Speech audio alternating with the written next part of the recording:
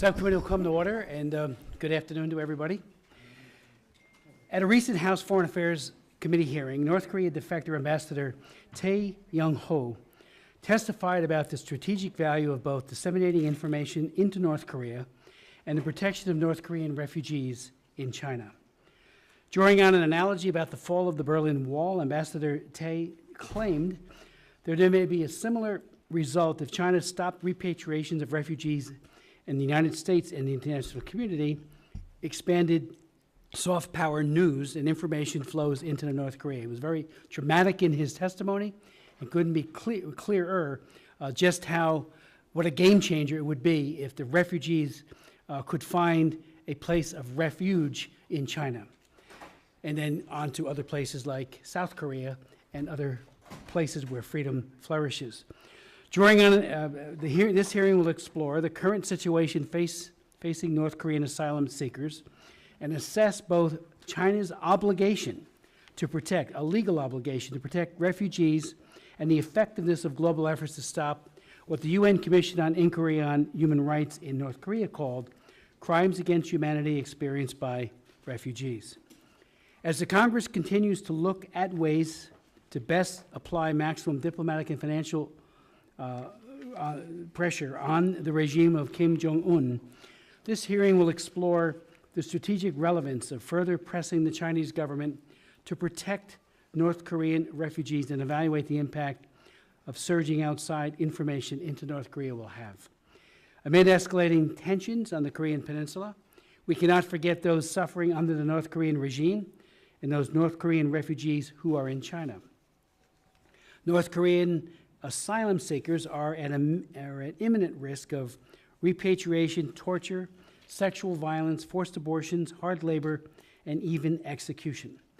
China's repatriations of the North Koreans is a stark violation of both the spirit and the letter of the Refugee Convention and the 1967 protocol to which China has acceded. The Chinese government has a lot to answer for. It is no wonder that the UN Commission on Inquiry for North Korea Human Rights concluded that the government of the People's Republic of China is aiding and abetting in crimes against humanity by forcibly repatriating North Korean refugees. I would note that as many as 90% of North Korean women, refugees in China, today fall prey to traffickers who will sell the refugees into sexual slavery or forced marriages. Suzanne Schulte, who will testify during this hearing, previously brought women in who were refugees from North Korea, Mrs. Ma and others, who for the first time told the story about how they were exploited inside of China and forced into sex trafficking. It was just horrific testimony, but an eye-opener about how they went from a exploitation in North Korea into exploitation into China. Labor trafficking is also pervasive. The government of North Korea and the government and businesses in China, Russia, and elsewhere in the world profit from the trafficking of North Korean laborers. In recent months, Chinese authorities reportedly deported hundreds of South Korean missionaries and NGO workers who have provided crucial help to the North Korean refugees in China. So the people providing that assistance have been ousted as well. The international community, especially the United Nations, the Trump administration, and the U.S. Congress, must insist that China honor its treaty obligations and end its egregious practice of systematic repatriation of North Korean refugees. I would note parenthetically, I have raised this repeatedly with now the Secretary General, but the former head of the UNHCR, and never got a good answer. So the UN really needs to step up to the plate here. Chinese officials and businesses complicit in repatriation of North Korean refugees, or those who profit from labor trafficking, should also be held accountable. The Congress has given the administration the sanction tools that, if used, would send the right message and especially hold people to account, whether it be through the North Korean Sanctions Enforcement Act, the Global Magnitsky Act, or those sanctions attached to China's Tier 3 designation for trafficking in persons. All should be used strategically and swiftly to send a clear message. For too long, the world has tolerated China's failures to protect refugees and those complicit in repatriations of refugees who profit from the trafficking of North Koreans should be held accountable. The ending of repatriation should be a bellwether for judging China's willingness to curtail Kim Jong-un's nuclear ambitions. In addition to the protection of North Korean refugees, this hearing will also assess global efforts to surge news and information into North Korea. Expansion of existing efforts to disseminate information into North Korea is especially important, for nothing else than to tarnish and undermine the Kim family cult of personality, where they are lifted up as gods. The Kim family cult must be taken seriously as a national security threat and a barometer of Kim Jong-un's power. The cult of personality, sometimes called Juche, has inspired devotion from the North Korean people because of the cradle-to-grave propaganda that they endure. We must undermine the Kim family cult and the big lies upon which it's based, and the propaganda that grants Kim Jong-un almost godlike status. This status has allowed 3 generations of the Kim family to starve and abuse the North Korean people and divert scarce resources to the military and to their nuclear programs. We must have an information surge into North Korea. Human rights groups are smuggling DVDs and USB sticks with video about the Kim family's sins into North Korea right now. Balloons are launched across the border with promises of a better life in South Korea. Radio programs broadcast daily messages and news urging North Korea's elite to defect and turn against Kim Jong-un. We know some of these efforts are having an effect.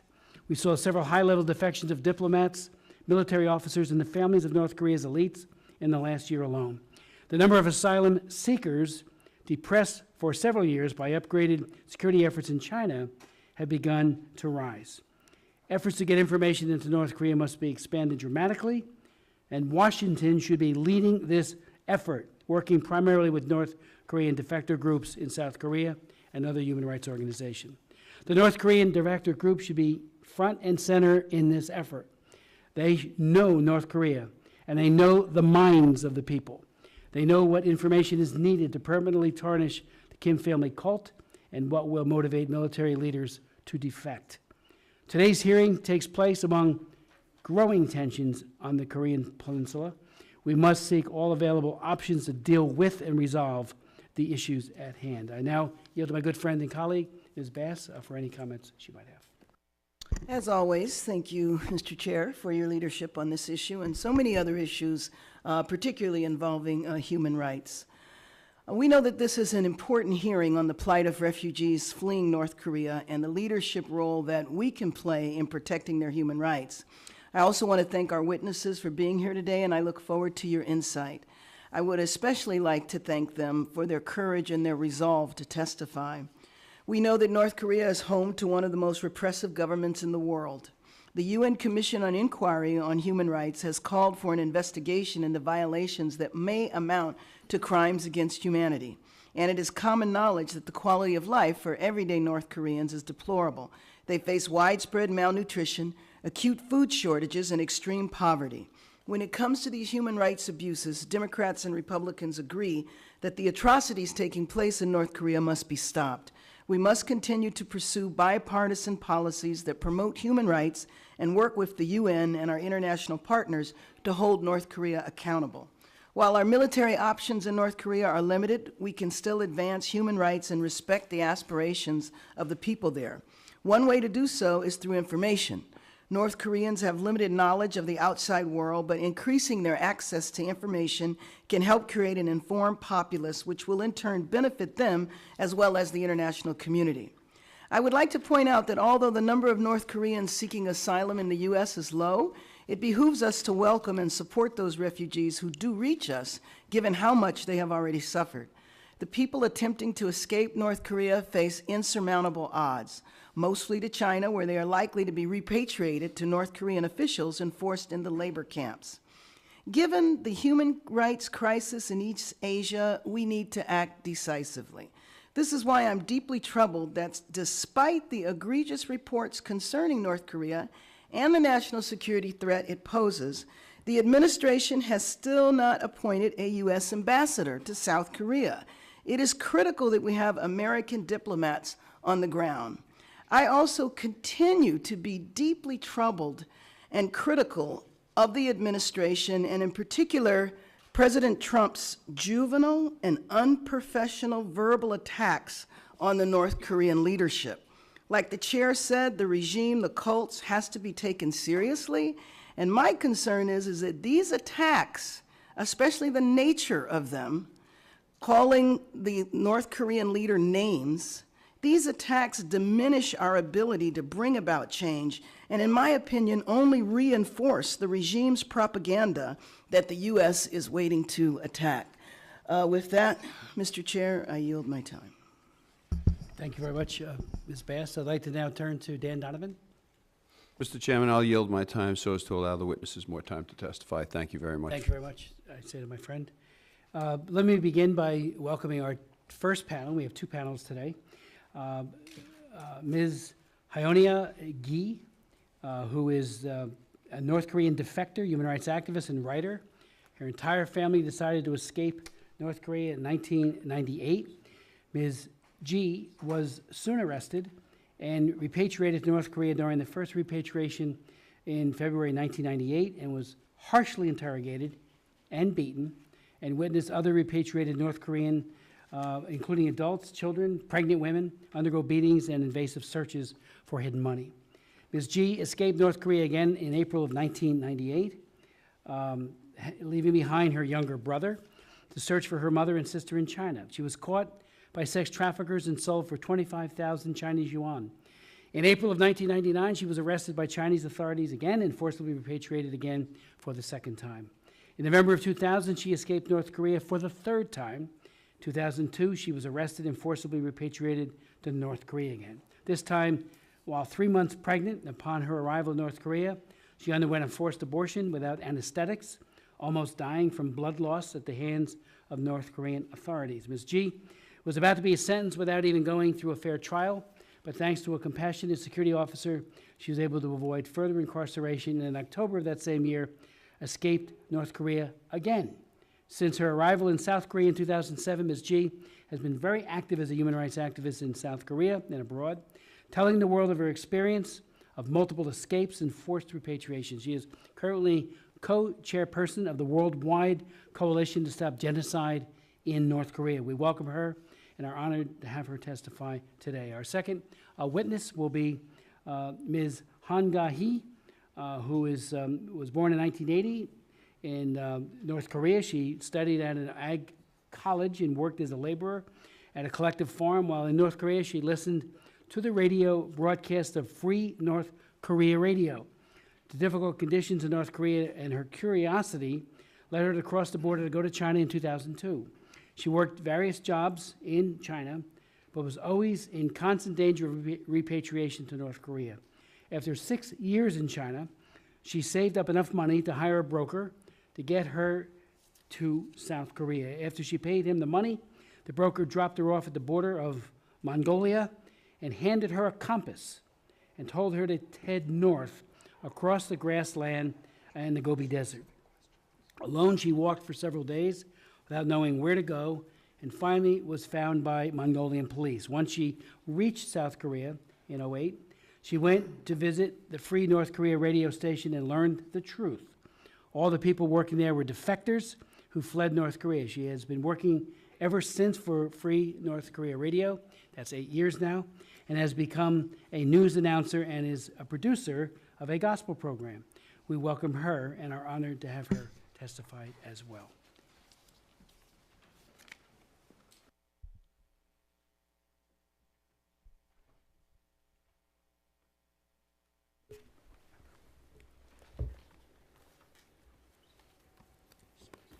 Oh, please. 안녕하세요. 지현아입니다. 북한 인권에 관심을 가져주시는 미국 의회 하원 모든 여러분들에게 감사드립니다. Hello, my name is Hanaji, and I would like to express my appreciation to members of Congress for your interest and concern for North Korean human rights. 북한이라는 거대 감옥에서 상백만여 명의 아사는 평범한 일인 것 같았습니다. In North Korea, the fact that 3 million people starved to death didn't seem out of the ordinary. 자유와 인권이 허락되지 않은 그곳 북한에서 탈출하는 것은 생존하려는 의지 그 이상이었기에 다정한 친구, 사이좋은 이웃, 정든 고향을 뒤로한 채 탈북을 결심하고 국경을 대신하는 두만강에 몸을 맡겼습니다. The determination to escape from a country that denies its people freedom and human rights was stronger than the will to survive. So I decided to leave North Korea, my close friends, neighbors, and my lovely hometown, and I left my fate up to the Tumen River at the border between China and North Korea. 중국의 문화대혁명을 3년 앞둔 1963년 16살 어린 나이 저희 아버지는 고향 중국을 뒤로하고 자유를 찾아 국경을 넘어 북한에 정착하였습니다. In 1963, 3 years before the height of China's Cultural Revolution began, my ethnic Korean Chinese father, at the young age of 16, crossed the border into North Korea to find freedom. 1957년 2월 중국 친척 방문길에 한국의 KBS 라디오를 접하게 된 아버지는 지금껏 우리가 속고 살았다며 탈북해야 할 이유를 설명하였습니다. In December of 1997, he heard radio programs aired on the Korean Broadcasting System, KBS, while visiting family in China. Realizing that he had been duped his entire life, he came back to North Korea and persuaded the rest of us to leave North Korea. 그리하여 1998년 2월 아버지는 자유를 찾아 어릴 때 넘어왔던 국경을 다시 넘게 되었고 아버지는 두만강 상류로 저는 어머니와 두 동생과 함께 두만강 중류로 탈북을 하였습니다. So in February of 1998, my father crossed the border in search of freedom again into China, and by way of going upstream in the Tumen River, and my mother and my two younger siblings, we escaped via lower part of the river downstream. 미리 정한 장소에서 만나려고 했던 아버지는 가족을 기다리다가 탈북자 색출 작업을 하던 중국 공안들 때문에 현재까지 19년째 행방을 알 수가 없으며 저와 엄마와 두 동생은 바로 북송이 되었습니다. We were supposed to meet him at a predetermined location in China, but he was soon arrested. That's what we determined, and we have not known of his whereabouts for the last 19 years. And my mother and two siblings and I were also immediately arrested and repatriated. 북송된 후 탈북했다는 이유로 구두발로 폭행당하는 엄마를 봐야 했으며 돈 검사를 받는다고 앉았다 일어났다를 100번 가까이 강제로 해야만 했고 수많은 기관에서 사상 비판을 받았습니다. Afterward, I witnessed my mother being kicked with hard shoes for defecting, and we were forced to sit down and stand up nearly 100 times, doing the squatting motion in the process of being inspected for any illegal contraband, especially money. And we were subject to very severe thought criticism at the numerous agencies of the North Korean government. 마을 사람들과 친구들의 눈길은 따뜻하지가 않았습니다. And of course, our neighbors and friends gave us the cold shoulder.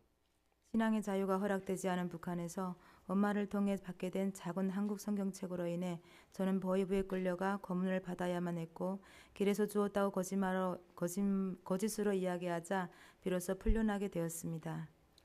I was taken to and tortured at the Ministry of State Security for keeping a small Korean language Bible given to me from my mother. Because in North Korea, they don't allow freedom of religion, I was released only after lying that I found it on the ground after severe beating and torture. And my mother and younger sister went to China and were supposed to return in a couple of days, but they were kidnapped and sold. 이틀 있다가 오겠다던 엄마와 여동생은 중국에서 식량을 가지고 오던 중 인신매매꾼에게 납치되어 팔렸습니다. And they went to China in search of food to bring back to the family, but they were arrested and sold into this human trafficking situation. 이제 겨우 17살이었던 여동생은 강제로 팔려야만 했고 40 넘은 사람과 결혼해야 했습니다. And my younger sister, who was only 17 at the time, was sold and forced to marry an ethnic Chinese man who was over 40 years old.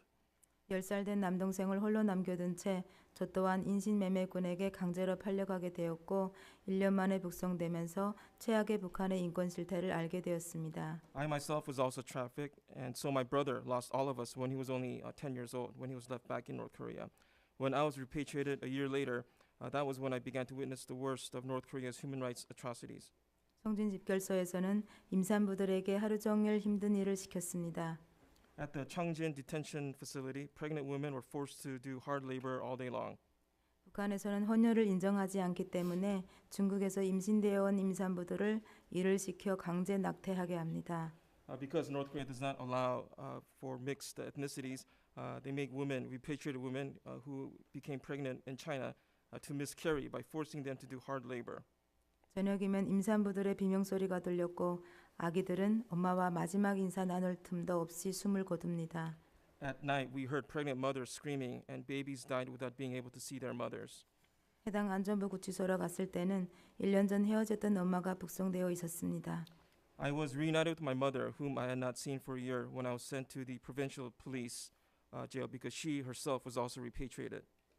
이곳에서 안전원들의 폭행으로 인하여 현재 오른쪽 갈비뼈가 올라온 상태입니다. And because of the abuse and torture that I received at this facility, my bones in my rib were not healed properly, and as a result, I still suffer from that beating.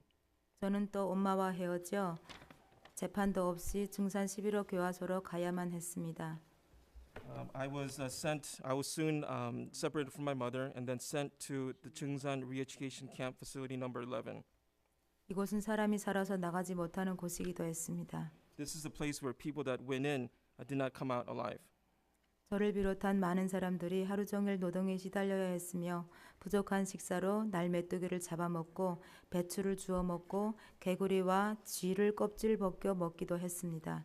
This is a place where people were forced to do hard labor, and because of lack of food given to the inmates, they were forced to eat locusts or skin live frogs and reptiles and rats and eat that to make up for the deficient food that was given to them. 사람들은 설사로 인해 바싹 마른 상태에서 숨을 거두었습니다. And many inmates died from malnutrition and from suffering from diarrhea. 숨을 거둔 모든 사람들은 비닐로 감싸서 수레에 싣고 꽃동산이라는 곳에 묻히지만 곧 개들의 먹이가 됩니다. Almost everyone who died were buried at a place that we inmates called Flower Hill, but everyone knew that the dead bodies ended up being food for the dog belonging to the guard that kept watch over the burial site. 그 개들은 꽃동산을 지키는 할아버지가 키우는 개들입니다. And these dogs belong to the guard that was placed there to watch over the dead bodies. 증산 11호 교화소에서 저는 선생님의 말에 순종을 제때 못한다는 이유로 강목과 구두발로 맞아 폭행당해 간질과 섬유 근육통이라는 불치병을 지금 가지고 있습니다. At the Chungsan Re-Education Prison Camp Number 11, I was beaten with a wooden bar and kicked for not obeying commands on time. And as a result of this beating and other mistreatment, not only did I suffer broken ribs that didn't heal properly, but to this day I suffer from chronic illnesses like epilepsy and fibromyalgia. 1년형을 받고 갔지만 김정일의 생일 2000년 2월 16일을 맞아 남은 형을 감면받고 8개월 만에 퇴소하면서 북한 인권의 실태를 국제사회에 알려야 한다는 일념으로 세 번째 북송을 하였습니다. I was given a one-year sentence but was pardoned after 8 months on Kim Jong-il's birthday on February 16, 2000. And I escaped again, knowing that I had to tell the world about North Korea's human rights realities. 허나 저는 임신 3개월 만에 다시 세 번째 북송되었고 해당 보안소에서 마취도 없이 강제로 수술당하여 낙태당했습니다. However, I was arrested and repatriated in China again for the third time and sent back to North Korea, this time 3 months pregnant, and I was forced to undergo an abortion without any medication at the police station in North Korea. 그렇게 저희 첫 아기는 세상 밖을 보지 못한 채 미안하다고 말할 시간도 없이 떠나갔습니다. So my first child passed away without ever seeing the world and without any time for me to even say sorry to my child. 제가 출혈이 못지않고 거의 죽을 상황이었는데도 보안소에서는 저를 재판도 없이 함흥 55 교화소에 보내려고 서류 작성하고 있었지만 감사하게도 담당 보안원이 저의 건강 상태를 고려해 병보석 출소하게 하였습니다. Even though I was hemorrhaging to death, they were filling out papers to send me to the Hamhung Re-Education Prison Camp without even a fair trial. Thankfully, there was an officer on my case who took pity on me and let me be released from the prison due to my condition. 저는 아픈 몸을 이끌고 다시 두만강에 몸을 실었고 중국으로 가야만 했습니다. Even though I was in terrible health, I crossed the Tumen River yet again to go into China. 왜냐하면 저는 증산 11호 교화소에서 죽은 사람들의 눈을 감겨주며 약속한 것이 있었습니다. I had to do this because I vowed to myself and I made a promise to the people that I saw at Chungsan prison camp that I would survive and live the life that they never got to live. 꼭 살아서 당신들이 못다한 삶을 살겠다고. And I made this vow crossing into China because I wanted to tell the world what they experienced and to tell the people that I would survive and live the life that they prisoners in Jingsan never got to live. 저는 1998년 2월 첫 탈북하여 2007년까지 3번의 북송과 4번의 탈북 그리고 8개월의 교화소 생활을 마치고 중국에서의 타양 생활을 끝내고 2007년 한국으로 입국하였습니다. Between my first escape from North Korea in February of 1998 and 2007, I was repatriated 3 times and escaped North Korea a total of 4 times. I spent 8 months in a re-education center and some time in China, which was a foreign place to me, before finally reaching South Korea in 2007. 저는 엄마와 딸을 중국에서 미얀마를 통해 한국에 입국하게 하였지만 두 동생과 아버지의 소식은 알 수 없었습니다. As soon as I arrived, I arranged for my mother and her daughter to come to Korea via Myanmar, but I had no news about my 2 younger siblings and father. 그러던 어느 날 동생이 한국으로 입국하였습니다. Then one day, my brother arrived in South Korea. 엄마는 13년간 헤어져 꽃제비로 살았던 남동생을 안고 울기만 하였지요. And my brother had been on the street alone for 13 years, and we could not do anything but hold him, embrace him, and cry. 그리고 그 다음 해인 2011년에는 17살 때 헤어진 여동생이 31살 된 나이로 태국을 거쳐 한국으로 입국하였습니다. And the following year, in 2011, my little sister, who was only 17 when I last saw her, made it to South Korea via Thailand at the age of 31. 14년 만에 만난 여동생을 안고 우리 가족 모두는 울고 또 울었습니다. And so we were reunited after 14 years of separation, and we wept with joy. 다시는 헤어지지 말자고. And we vowed that we will never be separated again. 지금 이 시간 아버지가 많이 보고 싶습니다. 많이 그립습니다. Right this moment, I miss my father terribly. 저의 이 그리움이 저만의 그리움이 아닌 모든 탈북자들의 그리움이고 탈북 병사가 남한으로 질주하던 그 모습은 2,500만 명의 북한 주민들의 자유를 향한 질주입니다. And this longing that is not unique just for myself. It is a longing of all North Korean defectors. The recent case of the running of the defector soldier across the joint security area represents a dash toward freedom that is the dream of 25 million North Korean people. 북한은 하나의 무서운 감옥입니다. North Korea is one terrifying prison. 김씨 일가는 이곳에서 대학살 만행을 하고 있습니다. And the Kim regime is carrying out crimes against humanity in North Korea.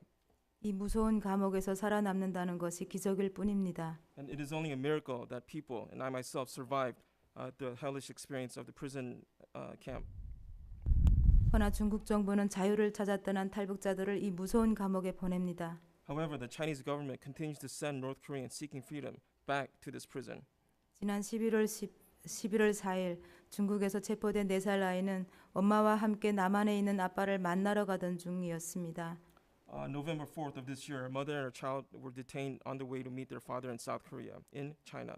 곧 만난다는 기쁨도 잠시 중국 정부는 이들을 끝내 잔인하게 죽음으로 내몰았습니다. The excitement of meeting his father was momentary because the Chinese government sent them back on a deadly path back to North Korea. 문화대혁명을 겪은 중국이 북송된 탈북자들이 북한 정부로부터 어떤 탄압을 받을지 잘 알면서 보낸다는 것은 살인하는 것과 무엇이 다른지요. China, which has lived through a so-called cultural revolution, is well aware of what happens to repatriated defectors and how they will be treated. Yet it continues to send North Koreans back. How is this different from murder? 중국 정부는 이 살인의 길인 탈북자 강제 북송을 멈추길 강력히 호소합니다. And I strongly urge the Chinese government to discontinue and stop the forcible repatriation of North Korean refugees. 그리고 아버지를 비롯한 북송되어 감옥에서 눈을 감은 모든 분들과 현재 감옥에 있는 사람들, 모든 북한 주민들에게 사도 바울이 복음의 빚을 졌다고 고백하듯이 자유를 먼저 찾은 저도 빚진 자임을 고백하면서 유엔 관계자분들과 또 세계 모든 인사들께 또 미 하원 의원들께 가질 권리조차 주어지지 않은 북주민들과 북송된 탈북자들의 자유와 인권을 위하여 적극적으로 나서주시길 바랍니다. Much like the Apostle Paul, who says in the Gospels that he is in debt for the gospel, I confess to my father and to those who have died in prison after repatriation and to all North Koreans that I am in debt for my freedom. And so yesterday I asked the UN officials, and today I asked members of Congress and other people gathered here in the world, throughout the world, to fight for the freedom and human rights of North Koreans and repatriated defectors who do not even have the right to know or the right to own anything and who have no freedom at all in North Korea. 제가 쓴 시집 마지막 선물 중에 시 하나를 읊어드리려 합니다. I will now read a poem that I wrote for a book of poetry that I wrote in memory of the prisoners that died in the prison camp. 제목 정말 아무도 없나요? And it is titled, Is Anyone There? 무서워요. 거기 누구 없나요? I'm afraid. Is anyone out there?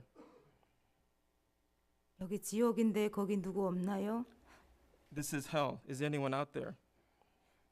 아무리 애타게 불러도 아무도 점은 열어주지 않네요. Despite my urgent pleas, no one is opening the door for me. 거기 아무도 없나요? Is anyone there? 정말 우리의 신음소리 들어주세요. Please hear our cries. 짓밟히는 우리의 아픔들 들어주세요. Hear the pain of us getting stepped on. Is anyone there? 거기 아무도 없나요? Is anyone there? 사람이 죽어요. 내 친구도 죽어가요. People are dying. My friend is dying also. 불러도 왜 대답이 없나요? I am calling and calling. Why is there no answer? 거기 정말 아무도 없나요? Is there really no one there? 감옥의 문은 밖에서 열어야 한다는 네덜란드 시인 접 티그너의 말처럼 감옥 밖에 있는 미국을 비롯한 한국 등 국제사회가 북한의 문을 여러 가지 방법으로 열어야 할 것을 호소합니다. There's a poet, Dutch poet by the name of Joop Degenaar, and he said, the doors to prison must be opened from the outside. And so I appeal to you, to the United States, to South Korea, to all of us here, to find many ways we can open the doors to North Korea. 그리하여 나중에 북한이 해방되어 북한 주민들을 만났을 때 자유를 먼저 누린 당신들이 우리를 위해 무엇을 하였냐고 물을 때 옳은 일을 했다고 말할 수 있길 바랍니다. And when you meet people from North Korea, once it becomes a free country, and the people of North Korea ask you, what have you done as early beneficiaries of freedom that we did not have? All of us will have a good answer in reply to those North Koreans. 감사합니다. Thank you. Ms. G, thank you very much for that very moving and inspiring testimony, and also your challenge to each of us to do more. There are all of us out there, but there needs to be more of us, and we need to raise our voices even more effectively and louder as we go forward. So thank you for that call. Ms. He? 안녕하세요. 이 청문회에서 증언할 수 있도록 해주신 미 의회 의원님들께 진심으로 감사드립니다. 저는 Hello, thank you very much for this opportunity to be a witness in this hearing. 저는 중국에서 인신매매 손에 걸쳐 가진 고생 끝에 믿을 사람 하나 없이 어둠에서 헤매던 저에게 빛이 되어준 것은 그 누군가 건네준 한 권의 성경책으로 자유의 빛을 알고 대한민국에 탈북한 한가희입니다. My name is Gahi Han. I escaped from North Korea into China, and in China I was human trafficked. And while being trafficked, I was given a Bible, and the Bible became my light. And eventually I found my way to South Korea, and I am here before you. 중국 신심상골 남자에게 강제로 시집을 보내려고 하고 싫다고 하면 칼을 목에 들이대고 죽이겠다고 하던 그 두려웠던 상황들을 생각하면 지금도 치가 떨립니다. I am still living the fears that I had back in China. I had a knife put to my neck, and the choice was either that I get married to a Chinese man living in the countryside, or else. Those were the choices I had, and those are the fears that I still live every night. 세 번 팔려갔으며 세 번째 만에 기회가 생겨 탈출을 하였고 추운 겨울날씨 눈 위에 발자국을 남길 수 없어 작은 도랑물을 걸었던 차가운 기억과 공포들이 저의 마음을 지금도 울리고 있습니다.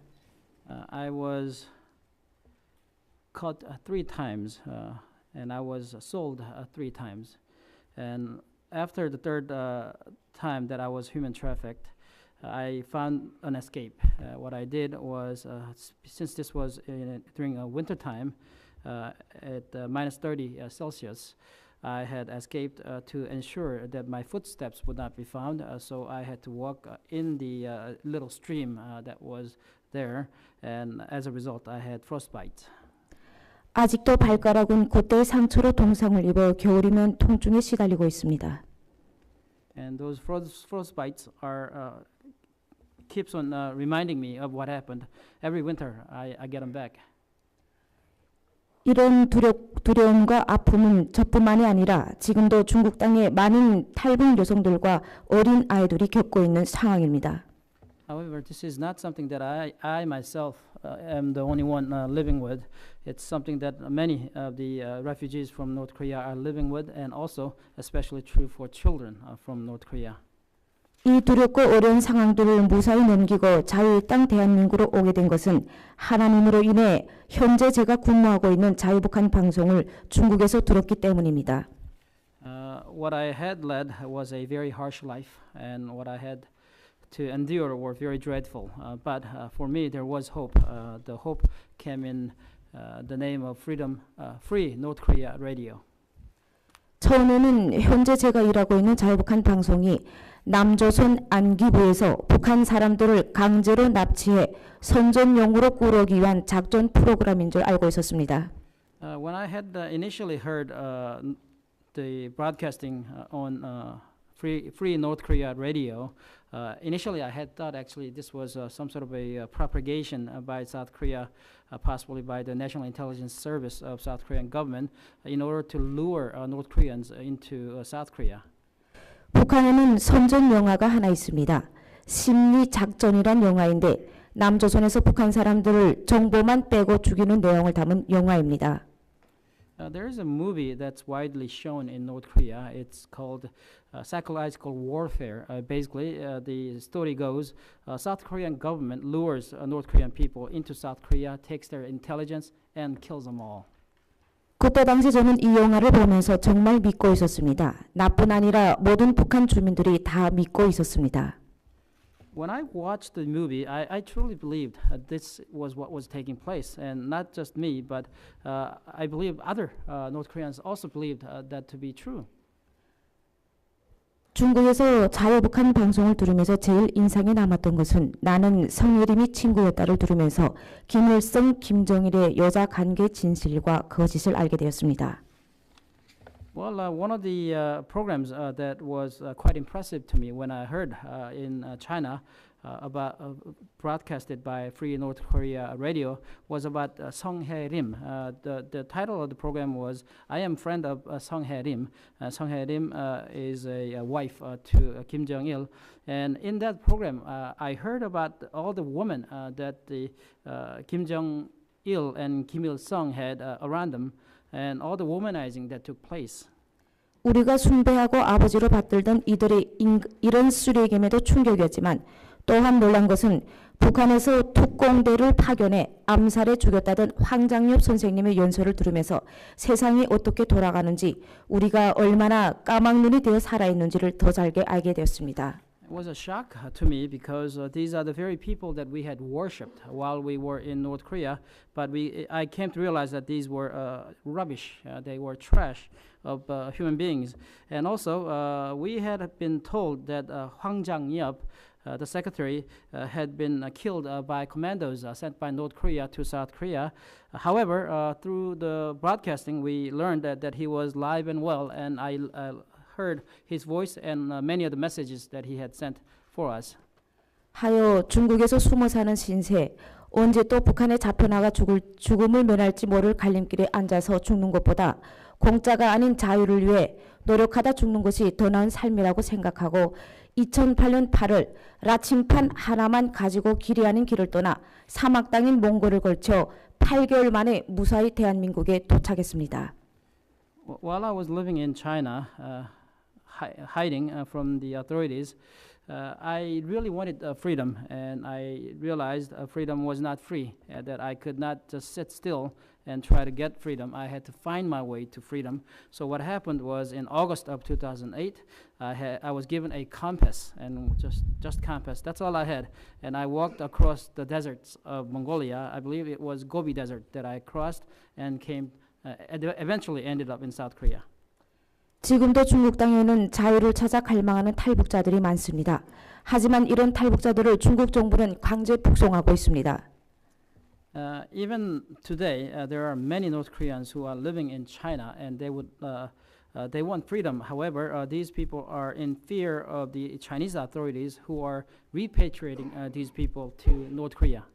이렇게 강제 북송된 탈북자들은 총살, 정치범 수용소 혹은 감옥에서 혹독한 고문에 시달리고 있습니다. And when these North Koreans are repatriated back into North Korea, what's waiting for them are not all that pleasant. Many would be sent to political prisons, others would be tortured, and some may even be executed. 제가 탈북하다 잡혀 보이부 감옥에서 15일 동안 있은 적이 있었습니다. One time I was caught by the authorities, and I was sent to a state security prison. And in the prison, I stayed there for about 15 days. 그때 중국에서 임신된 여성분이 있었는데 중국 종자를 가졌다고 가진 폭행으로 유산을 지켰습니다. I recall there was a woman who was repatriated from China. She was pregnant, and the guards yelled out that she was pregnant with impure blood, and I believe she was beaten to the point where the pregnancy was terminated. 그렇다고 보이부 요원들이 직접 구타하는 것이 아닙니다. 탈북하다 잡혀온 남자들을 시켜 폭행을 가하게 합니다. However, the actual beating was not by the guards, but at the command of the guards, the North Korean men who were repatriated, these were the people who were forced into beating the woman. 이 남자들도 살려면 어쩔 수 없는 선택입니다. And what choice did these men have? 사람의 인권을 마구 짓밟고 짐승보다 못한 쓰레기 정권인 북한이 지난 10일 세계 인권의 날을 맞아 참다운 인권 옹호, 인권 실현 나라라고 주장했습니다. Well, it's laughable that on the World Human Rights Day that North Koreans would come out and say that they do respect human rights. 21세기 버젓이 공개 처형을 자행하며 인간 존엄을 파괴하고 사람 목숨을 통나무나 석탄보다 못하게 여기는 북한이 말입니다. Well, North Korea, well, these are the people who would be still to this date carrying out public executions. And also, they consider their residents less than logs or coals. 무엇보다 기본적인 인권 침해는 생명에 대한 위협을 느끼지 않고 굶주림에서 벗어나 기본적인 존엄성을 지키는 삶이 영원하지 못하는 데 있습니다. Perhaps the biggest abuse of human rights by North Koreans would be starvation that North Korean people are having to suffer, and also the non-provision of the bare necessities that these people need to have as human beings. 먹고 살기 힘들어 어떻게 하나 가정을 지키려고 중국에 갔다 온 채로 저희 아버지는 북한 군인들이 고문해 두 다리를 잃었습니다. And let me speak briefly on my father, who had to have his legs amputated. He went to China looking for food for us. However, he was caught and later had to amputate his legs for certain reasons. 실어리 하나 걸치지 않고 영하 30도 날씨에 두만강을 마주보고 무릎을 꿇게 한 다음 얼음물을 몸에 뿌리고 가죽 벨트로 온몸을 내리쳐 피투성이가 되었고 밤새 밖에서 지새게 해 동상으로 다리를 자르게 되었습니다. And why was it that he had to lose his legs? Well, after having been caught by the guards, by the military, he was sent to a prison. And at the prison, actually, he was facing the Tumen River on a certain night. And he did not have anything on him. He was completely naked. And he was forced to kneel looking towards the Tumen River. It was minus 30 degrees Celsius. And he was beaten by a leather belt. And thereafter, he was left kneeling, looking towards the river for the night. And as a result, he had frostbite, and his legs had to be amputated. 결국 아버지는 시름시름 앓다가 생을 마감했습니다. And after the amputation, it didn't take long for his life to be ended.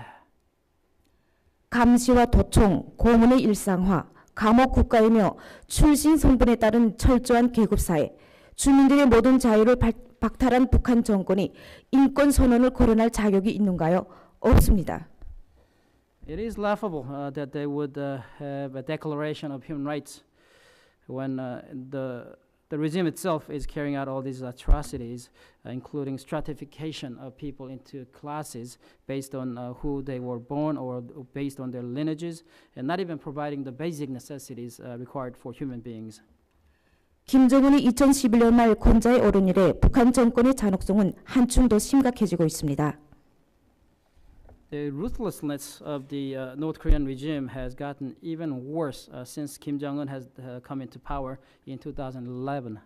하지만 북한의 포갑적 체계는 영원할 수 없습니다. However, this tyranny cannot last forever. We know that. 김정은이 이렇게 핵위호 모여하면서 공포 정치를 하는 것은 북한은 이미 내부적으로 붕괴되고 있기 때문입니다. And the very reason why he carries out these politics of fear is because there's collapse that's taking place internally in North Korea. 이번에 총상을 입고 공동경비구역을 넘어온 북한 군인을 비롯한 자유북한 방송 청취 소감을 전달하는 탈북자들의 증언을 들어보면 더 잘 알 수 있습니다. And this is very apparent by hearing from North Koreans who have escaped. One would be the very soldier who had escaped through a joint security area not too long ago. And then there are other North Korean refugees who have been interviewed by our radio.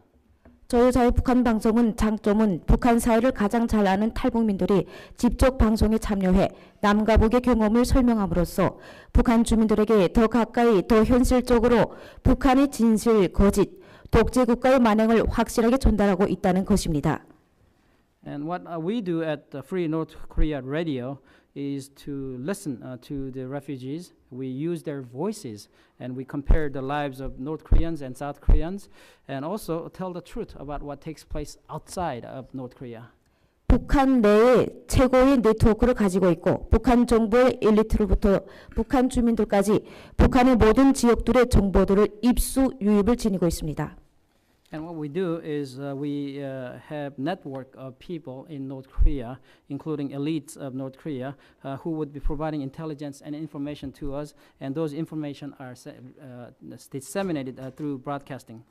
USB, SD카드, 노트텔 1만 3천 대, 라디오 400대 등으로 기독교 관련 자료와 방송 자료, 대한민국 발전상과 드라마, 한류 열풍을 일으킬 수 있는 노래, 춤 등으로 북중 접경 지역을 통해 전달하였습니다. Included in our activities are not just the broadcasting, but also sending materials to North Korea, into North Korea, by way of crossing the border between China and North Korea. We have sent many USBs, SD cards, CD players, and radios to North Korea. 또 최근 입국한 탈북자들로 진행한 인터뷰에서 자유북한 방송을 들었다고 증언하는 사람들이 5에서 10%를 차지합니다. And of the refugees that had been surveyed, 5 to 10% of people have stated that they have actually heard broadcasting through Free North Korea radio. 모든 정보를 유별 차단하는 북한 땅에서 5에서 10%는 엄청난 숫자입니다. We're talking about North Korea. They are completely eliminating a flow of information from outside. When you say 5 to 10% of people have heard, that's a lot of numbers. 매일 10분씩 진행하는 성경방송은 북한 3분자를 받드는 칭송가를 예수님 찬송가로 편곡해 방송하고 있습니다. And also, for 10 minutes per day, we have music that's played, but this is actually a play on words because we use the North Korean music, but we change the lyrics so that it's not about Kim Jong-un or Kim Jong-il no longer. 예를 들어 우리 아버지 김일성을 우리 아버지 예수님으로, 장군님만 믿고 따르리를 예수님만 믿고 따르리로 편곡하여 들려주고 있습니다. For example, there would be music titled "In My Father's Footsteps," and we would switch the word "Father" into Jesus, and also that we trust in the general. The general would be changed into "In Our God." 이런 노래를 흥미롭게 자연스럽게 따라하다 보니 김정은이란 존재는 없어지고 예수님, 하나님, 아버지를 알고 있는 사람들이 많다고 탈북자들은 증언합니다. By changing the tunes that are familiar to North Koreans, but also by using the tunes that are familiar to North Koreans, but changing the lyrics, it's gotten easier for us to get the information into North Korea and into the heads of these people. 현재 북한에서 살고 있는 주민들도 전해오고 있습니다. 저희 어머니도 북한에서 살고 있지만 저희의 역량으로 아침에 눈을 뜨면 하루를 무사히, 저녁에 잠자리에 들면 무사히 하루를 보낼 수 있어 감사하다고 하나님께 기도하곤 합니다. My mother still remains in North Korea, and I have heard through certain people that she's doing okay, and that she is also in worshiping of the God that I believe in. 일부 북한 젊은이들 속에서는 우리 조선만은 특색 있는 자본주의 국가라며 비난하기도 한다고 합니다. So the sarcastic saying is that North Korea, amongst North Korean people, is known as a capitalistic society with a twist. 이런 결과만 봐도 북한에는 상상할 수 없는 내부 붕괴가 일어나고 있다는 것을 규명할 수 있습니다. And what that tells us is that there is tremendous internal collapse that's taking place in North Korea. 김정은 또한 자기 독재가 무너지고 있다는 걸 잘 알고 있기에 공포 정치로 정권을 지키기 위해 최후 발악을 하고 있습니다. And that is why Kim Jong-un is ruling by fear. He knows that his control and grasp on North Korean people are slipping. 앞으로 If I could just interrupt 1 second, and I would ask you to continue your testimony momentarily. Just to ask a couple of questions. I have to leave. One of my bills, HR 3655, is on the floor in about 5 or 10 minutes. I will come back as soon as it's over. Dan Donovan, thankfully, has agreed to take the chair. So please come back, but I would want you and Ms. Ji to address, if you would. You have said that Kim Jong-un, it's even worse. Suzanne Schulte, who is the Seoul Peace Prize laureate, who has testified numerous times before this and other committees of Congress, points out that it's even worse under Xi Jinping because of his policy. So it's worse in China, it's worse in North Korea under Kim Jong-un.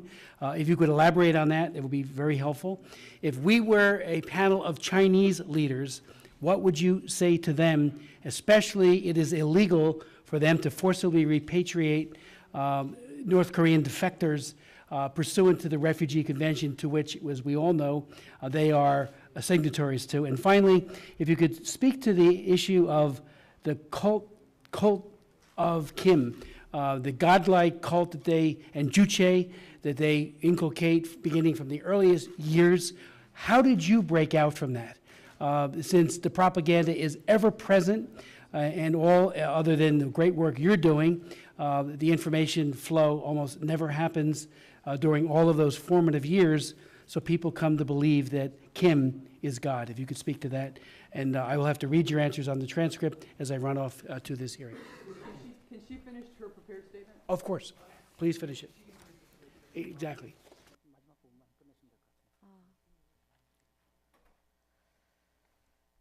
제가 강력한 대북자예요. 네. 하여 이럴 때일수록 인권과 자유를 잊고자 하는 북한 주민들을 위해 더 많은 정보가 유입되도록 다양한 정보 투입 수단을 통해 주민들의 한멸과 각성을 이끌어야 한다고 생각합니다. And in times like these, it's more important that in times like this, it's more important that we get the right information into North Korea. So we need to make sure that there's a steady flow of information into North Korea, so that people in North Korea would come to realize what's really taking place out there. 하여 이 자리를 빌어 미 의회 의원들에게 간곡히 부탁드립니다.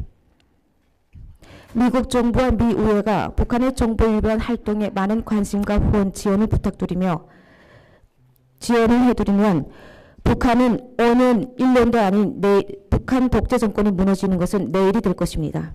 And so my focus is really on information flow. We need to have more information, more truth be told to the people of North Korea. We need to have this information flowing into North Korea. And in this regard, we seek help from the U.S. government and the U.S. Congress. And I hope and I believe once we have this information going into North Korea, that the collapse of North Korea would be not in distant future, but tomorrow. 감사합니다. Thank you. Thank you, Ms. He. I'm not too sure if you remember the chairman's questions. He wanted those answered so he could read the transcript. So I'd ask Ms. G if you would answer the chairman's questions first, and then Ms. He, you could answer the questions as well. 답변을 질문 기억나세요? 한 5개 정도 있습니다. 질문이요? 네.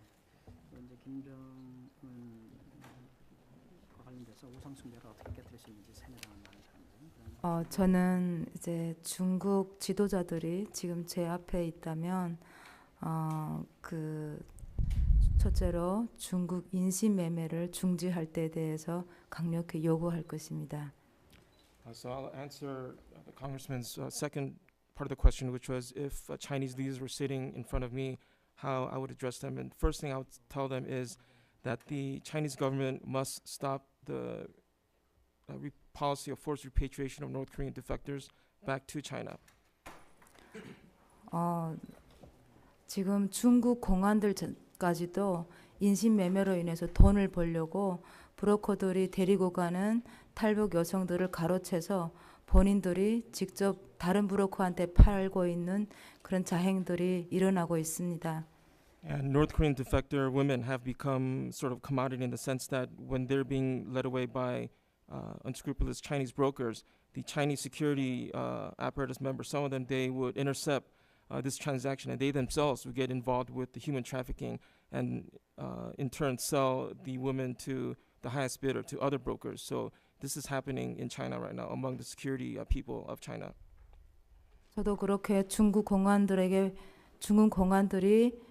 이제 저를 이제 잡아서 이제 다시 팔려는 그 와중에 제가 이제 소리를 질러서 이제 겨우 빠져나왔습니다. And I myself experienced exactly that. I was actually being in the process of being sold by the Chinese security officials, but because I was screaming and resisting so much, that's how I was able to escape when they were sort of stunned at my resistance that I showed to them when I was undergoing this treatment. 탈북 여성들은 물건이 아닙니다. North Korean defector women are not commodity. They're not material goods. They're human beings. 중국 공안들까지 나서서 이렇게 인신매매하는 것은 정말 국제사회가 용서치 못할 정말 큰 죄인 것 같습니다. And the fact that the Chinese government officials, security officials are, some of them are being involved with this is something that the international community should not forget or forgive. 두 번째로 중국에서 강제 결혼이 되어서 또 임신까지 된 탈북 여성들, 국적이 없는 이 탈북 여성들이 중국에서 출산을 하면 아이가 국적이 없습니다. And the second thing that I would tell the Chinese officials that are sitting in front of me in this room would be that the North Korean defector women who are forced to marry the Chinese men, the mothers themselves are basically stateless, but when they become pregnant by the so-called Chinese husbands, the children that they bear, they are stateless either. They have no identity. They don't exist according to the Chinese government. 지금 중국에는 아이를 낳고 북송된 탈북 여성들이 많은데 그 아이들은 혼자 중국에 남아서 국적도 없이 그렇게 어렵게 살고 있습니다. And in China right now, the mothers of these children, many of them have been repatriated back to North Korea. So you have a lot of kids who are either orphans or who do not have mothers, or they basically are not cared for. So a lot of these children born to Chinese fathers and North Korean defector women are living in a very difficult situation in China right now. 중국 정부는 이 아이들을 한국으로 보내지 않으면 중국에서 국적을 하루빨리 해주길 원합니다. And what I would desire is that either process these children to be sent to South Korea or grant them some sort of identification or citizenship in China to these children born to Chinese husbands and North Korean defector mothers. 그리고 중국 정부는 유엔에서 지정한 탈북자들을 난민으로 인정할 때 대한 것을 그런 조약을 지키길 원합니다. And lastly, I would urge the Chinese government to keep its promise as a signatory to the Convention relating to status of refugees, and to faithfully carry out its duties as a signatory to that convention by protecting the North Korean defectors that come into China instead of repatriating them.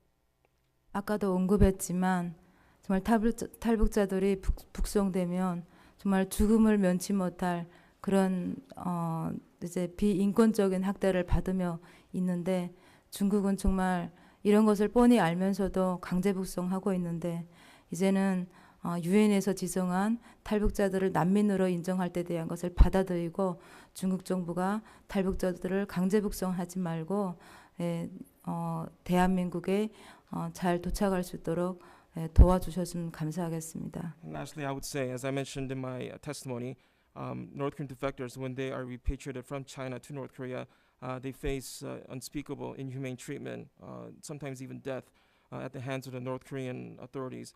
So the Chinese government should accept the North Korean defectors that come to China and process them to be sent to South Korea. Thank you very much. Ms. He, would you mind answering the chairman's question? 네, 저는 김정은 정권이 왜 김정일 정권보다 나쁜가 이런 물음을 하셨는데요. You ask how the current Kim Jong-un regime is different from previous Kim Jong-il regime. Well, 강한 공포 정치를 하기 때문에 저는 나쁘다고 생각합니다.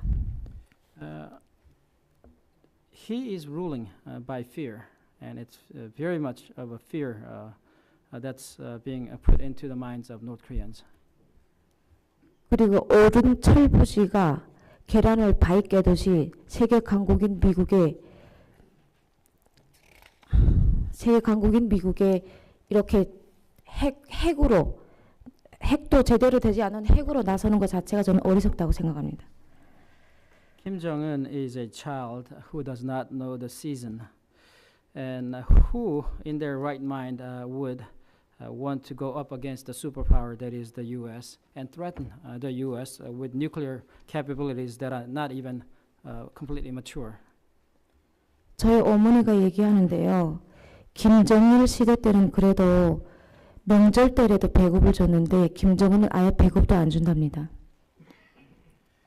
Well, my mom tells me when the Kim Jong-il was in power, on celebratory occasions, on holidays, that there would be rationing provided by the government.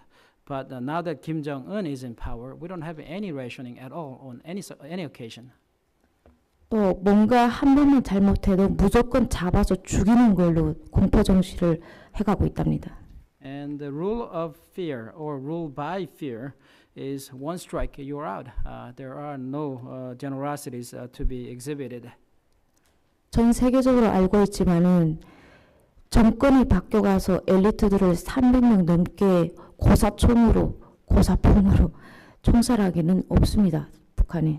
We are not aware of any government upon change of power to have over 300 elites of the government be publicly executed by way of air guns. 이렇게 공포 정치를 해가는 것은 자기가 어린 나이에 자기 자리를 지키려면 이렇게밖에 할 수 없기 때문이라고 생각합니다. Actually, that would be anti-aircraft artillery. And why? Why does he do that? Because he wants to rule by fear, and this is the way he does it. 김정은은 앞으로도 계속 공포 정치를 할 것입니다. And Kim Jong-un will continue to rule by fear. 이 공포 정치의 북한 주민들을 구원하려면 북한 내에 이게 한국이 어떻게 발전하고 있고 또 북한 인권이가 뭔지 또 자유가 뭔지 북한 주민들이 머리 사상을 밟을 수 있는 정보를 유입해야 된다고 생각합니다. The way we will be able to stop the rule by fear is not by restraining him, but alerting and raising the awareness amongst the North Korean people as to what's taking place outside, especially true about South Korea, how much of a freedom and economic prosperity that we live in. 또 북한의 공포 정치를 멈출 수 있는 거는 저는 여기 자리에서 얘기하고 싶은 게 북한만 압박하지 말고 중국한테도 저는 압박을 해야 된다고 생각합니다. And tying into the question about China, well, in order for us to be able to stop this ruling by fear, the pressure should not be on North Korea alone. The pressure should also be on China.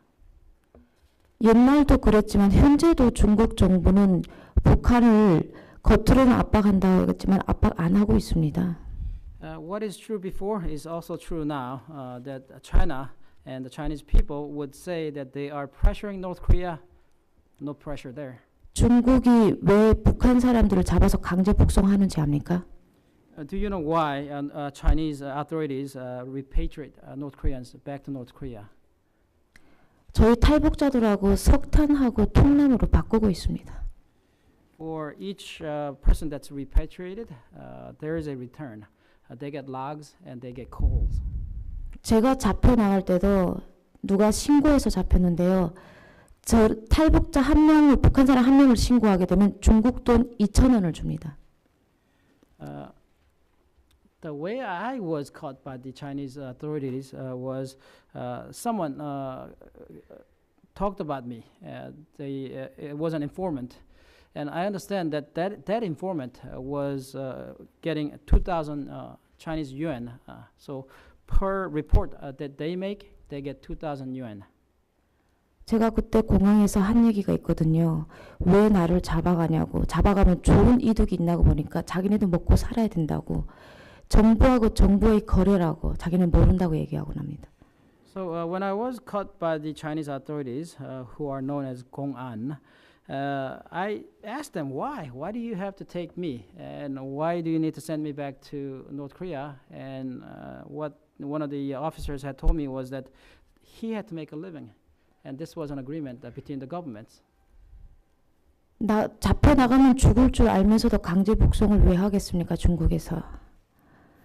They know very well that once we are repatriated, we will be suffering at the hands of North Korean guards. 우리는 죽어도 중국 정부는 석탄하고 통나무로 수입을 해갖고 살아야 된다는 거죠. So the basic idea, there is a math that we may die once we get back to North Korea, but Chinese people would be getting the logs and coals. 북한의 해상이나 북한 땅이 중국 한 70%는 중국 땅으로 되어 있을 거예요. 북한의 해상이나 북한 땅은 70%는 중국 겁니다. 해상, 바다, 땅. So about 70% of the North Korean territory and the seas are really actually mined by the Chinese people. 그런데 중국이 북한을 압박하겠습니까? 그리고 통일을 바라겠어요? 안 바랍니다. So when that is true, would Chinese people really want to put the pressure on North Korea, and would they really want unification on the peninsula? 저희들이 강제 북송을 막아달라. 북한 독재 정권을 무너뜨릴 수 있게 같이 대북 압박을 해달라. 아무리 외쳐봐요. 안 됩니다. 그래서 저는 미 의회에서 세계 강국인 미국이 중국도 같이 압박했으면 좋겠습니다. So we can talk all day, and we can have all these slogans asking for Chinese to put more pressure on North Korea, but these would be empty slogans. Nothing would come of them. We need to have real pressure that can be felt by the Chinese people. 감사합니다. Thank you very much. Thank you, both of you, for your opening statements. Thank you for sharing your horrific experiences with us. I'd just like to ask one or two questions, and then we have a second panel. And you've been sitting there graciously for over an hour for us. Is there a difference when we're talking about 70% of the people, refugees from North Korea, are women? Why is that? Why do you feel most of the refugees are women?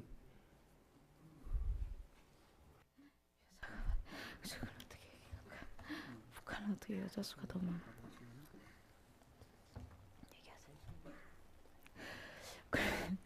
그래서 좀 어렵고 이해 대답인데 북한은 이상하게도 남자보다 여자 인구가 더 많습니다. It's a strange question to answer, but it's a good question nevertheless, because we don't know why, but in North Korea we have more women than men. 또 불과 안 되는 남자들의 인구가 군사복무를 13년씩 하고 나면 뭐 거기서 도피할 수도 없고 뭐 어떻게 탈북할 기회도 없는 거죠. And also, men are serving in the military. It's mandatory. They have to serve for 13 years. So when you are stuck in a system for 13 years, you're not getting out easy.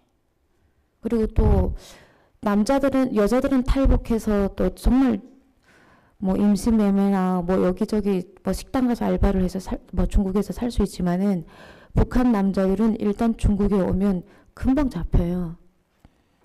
For women, once we escape to China, we have other means for making a living. We can work in restaurants, and we may even be trafficked, but still we get to eat. But that does not happen for men. There are not a lot of things that they can do in China, and also once they go to China, they get captured a lot easier.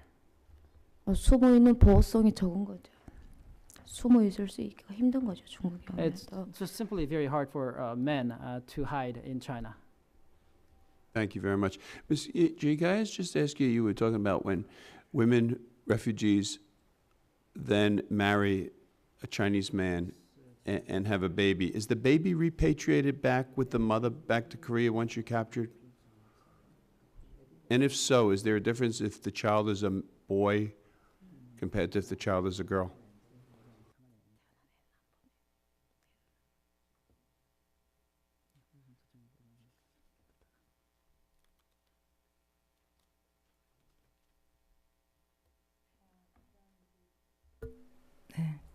중국에서 태어난 아이를 동반해서 북송한 것은 제가 못 봤습니다.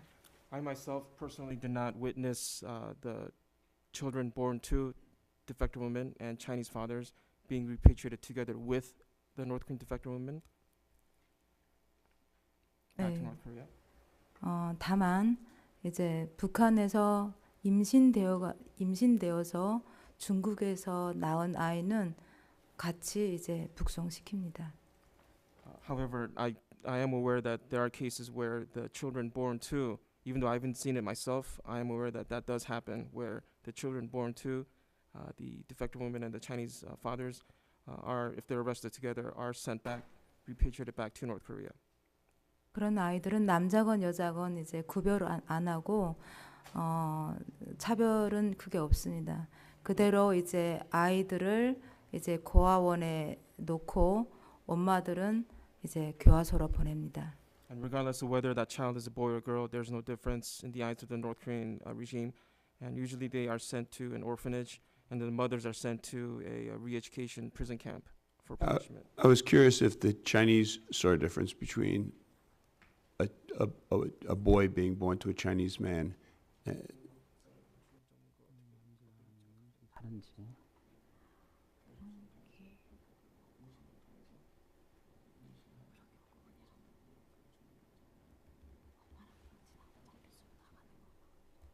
이제 그 남자 아이를 낳으면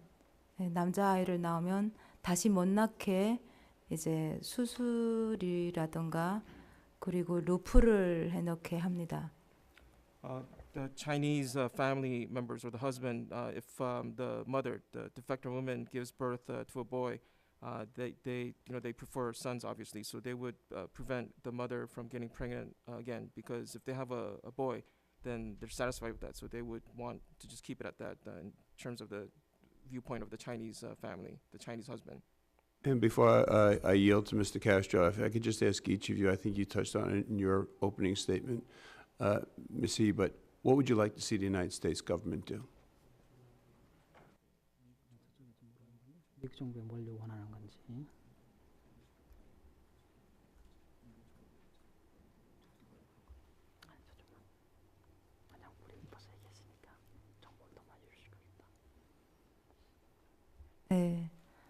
제가 먼저 하겠습니다. 네. 미국에서 굉장히 이제 당사자인 한국보다도 굉장히 북한 인권 문제에 지금까지 많이 개입을 하시고 또 대북 제재를 비롯한 일종의 이제 그 북한 이제 주민들의 해방을 위해서 또 자유와 인권을 위해서 굉장히 많은 노력을 하신 데 대해서 이제 감사의 인사를 올려드립니다. Well, first of all, I would like to thank the U.S. government for its great interest and concern for the North Korean human rights issue, and also for, in recent days, pressing for the increase and stronger sanctions to punish the North Korean regime. So I would like to express, first of all, my appreciation for that position taken by the U.S. government in terms of dealing with the North Korean regime.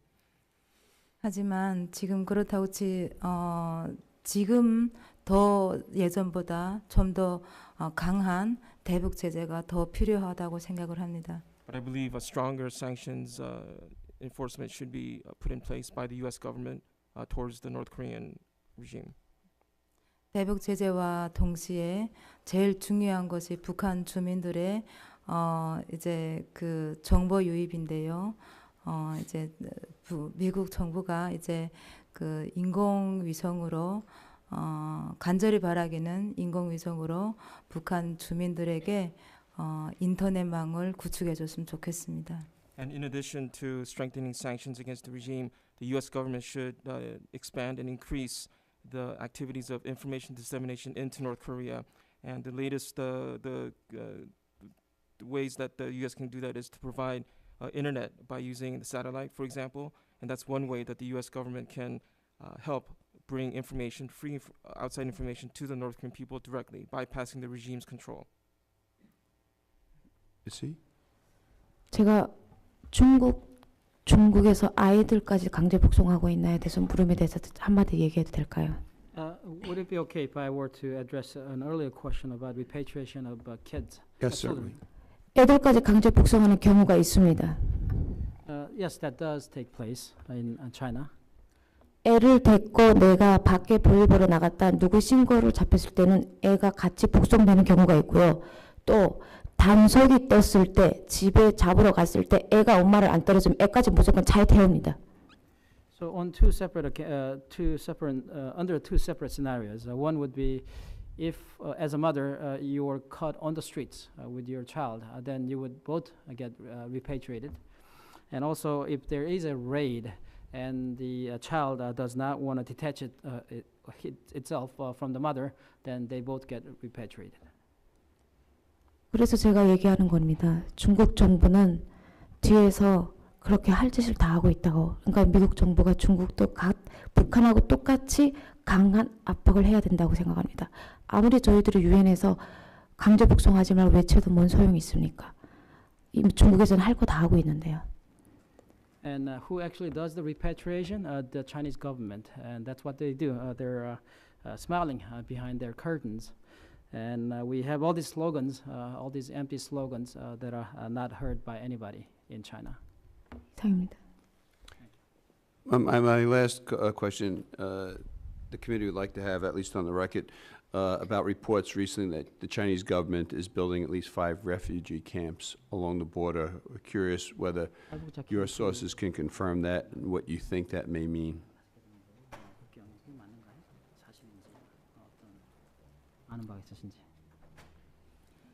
그거는 이미 지금 뉴스에 나와 있는 건데요. 아직까지는 연산 지역에 확인된 건 없습니다. I believe that's in the news, but I don't believe that was confirmed yet. 저희 북한 내부 소식통에 의하면 아직 확인된 건 없습니다. And through our sources, we have not been able to confirm it, so maybe it's not happening. 이상입니다. 네, 저도 이제 확인된 바는 없고요. 다만 이제 전쟁을 대비해서 북한의 난민이 중국으로 이제 북한 주민들이 중국으로 갈 수 있는 그런 이제 계기가 있을 것 같아서 거기에 이제 전기 철조망 해놓고 군인들을 거기에 배치했다는 것은 알고 있습니다. So I myself, even though I've heard of those reports of the Chinese government supposedly building these facilities, I don't know for sure, but I do know for a fact that through people that have contacted me from inside China and other sources that the Chinese government, they fear a rush of North Korean people escaping from North Korea in case there is a war or some sort of a major event happening. So to prevent that, that the Chinese government on the Chinese side of the border, they have reinforced the surveillance and the security in the region. For example, putting up more electrified fences and strengthening on the Chinese side their mechanisms to prevent North Koreans from crossing over in case of a major event. I thank you both for your diligence, and Chair now recognizes the gentleman from Texas, Mr. Castro. Thank you. Thank you for your courage and your bravery, and also for coming here to testify today. I have a question about the families that are left behind after people leave North Korea, after they defect. How are those family members treated after people leave North Korea? 저는 탈북을 혼자 했고요. 가족들이 전부 다 북한에 있습니다. I escaped alone. I have my family still in North Korea. 현재 제가 남한에 와 있다는 정확한 정보를 북한에서 모르기 때문에 가족들이 아직 뭐 안전하게 있는 것 같습니다. I think my family is still safe. That's because North Korean authorities do not really know that I am here. 가족들이 위험할까봐 제가 지금까지 공개 활동을 안 했는데요.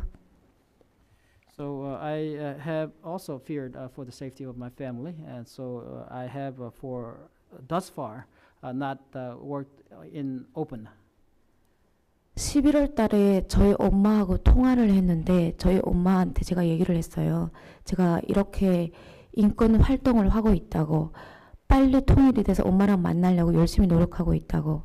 근데 공개적으로 얼굴이 나가면 엄마가 정치범 수용소에 가서 죽을 수 있지 않겠냐고 얘기를 하니까 11월 달이죠? 네, 이번 11월 달.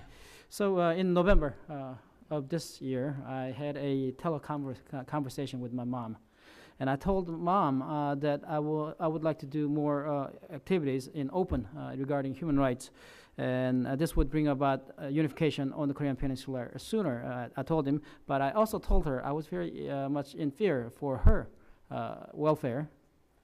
하루하루 숨 조이고 사는 지금이 너무 고달프다고, 뭐 이래도 죽고 저래도 죽는 게 괜찮다고, 할 수 있는 것 하라고 해서 제가 자유북한 방송에서 8년을 근무하면서 공개 활동을 처음 하고 있습니다. And what my mom told me was that each day it's becoming harder for her to breathe, and that she would die one way or another. She didn't care. And she told me that I should do what I thought was the right thing to do. And that is why I am now in the open. For 8 years working for Free North Korea Radio, no one knew of my identity. Now perhaps they do. And you live in South Korea now? 지금 남한에 살고 계시죠? 네, 저는 남한에 살고. Yes. Okay, I have a follow-up question, but I want to give you an opportunity to answer the same question.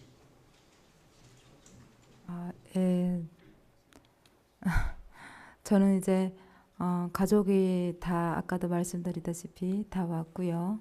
이제 아버지만 중국 어디에 계시는지 아직 알 수는 없는데 이모하고 이제 계속 연락이 있고 이모에게 돈도 보내주고 그랬었는데 제가 공개 활동한 지가 이제 10년 가까이 되거든요. 그래서 책도 내고 이러다 보니까 어느 순간에 이제 한 1년 만에 이모가 연락이 안 되고 있습니다.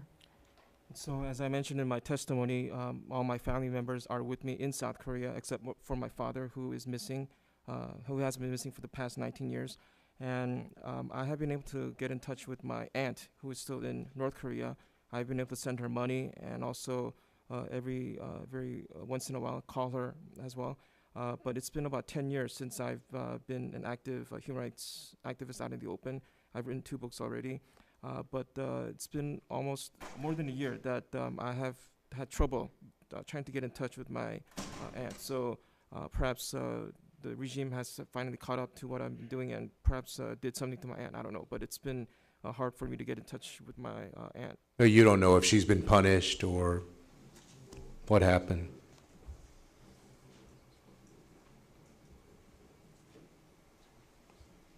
네, 지금 아예 사람을 보내도 그 집에 없는 걸로 지금 확인되고 있습니다. So I was able to send somebody through using brokers and through sending money to send somebody to my aunt's house in her village. But the report I got back was that the house is empty. There was nobody at that house. So something happened to my aunt. I just don't know exactly what happened to her. And are you living in Seoul now or in South Korea? 네. Yes, I am living in South Korea now. Well, I have a question for both of you. One of the goals for a long time for the people of South Korea, and I imagine many people in North Korea, has been for unification of what for decades now has been two separate countries. And I asked the same question of another defector when we did a larger foreign affairs panel, or the main committee panel a few months ago. Is reunification realistic given the fact that these countries have been separate countries now for many decades? And you have now seen both societies, both North Korea and South Korea. How significant are the differences? Can those differences be bridged for reunification?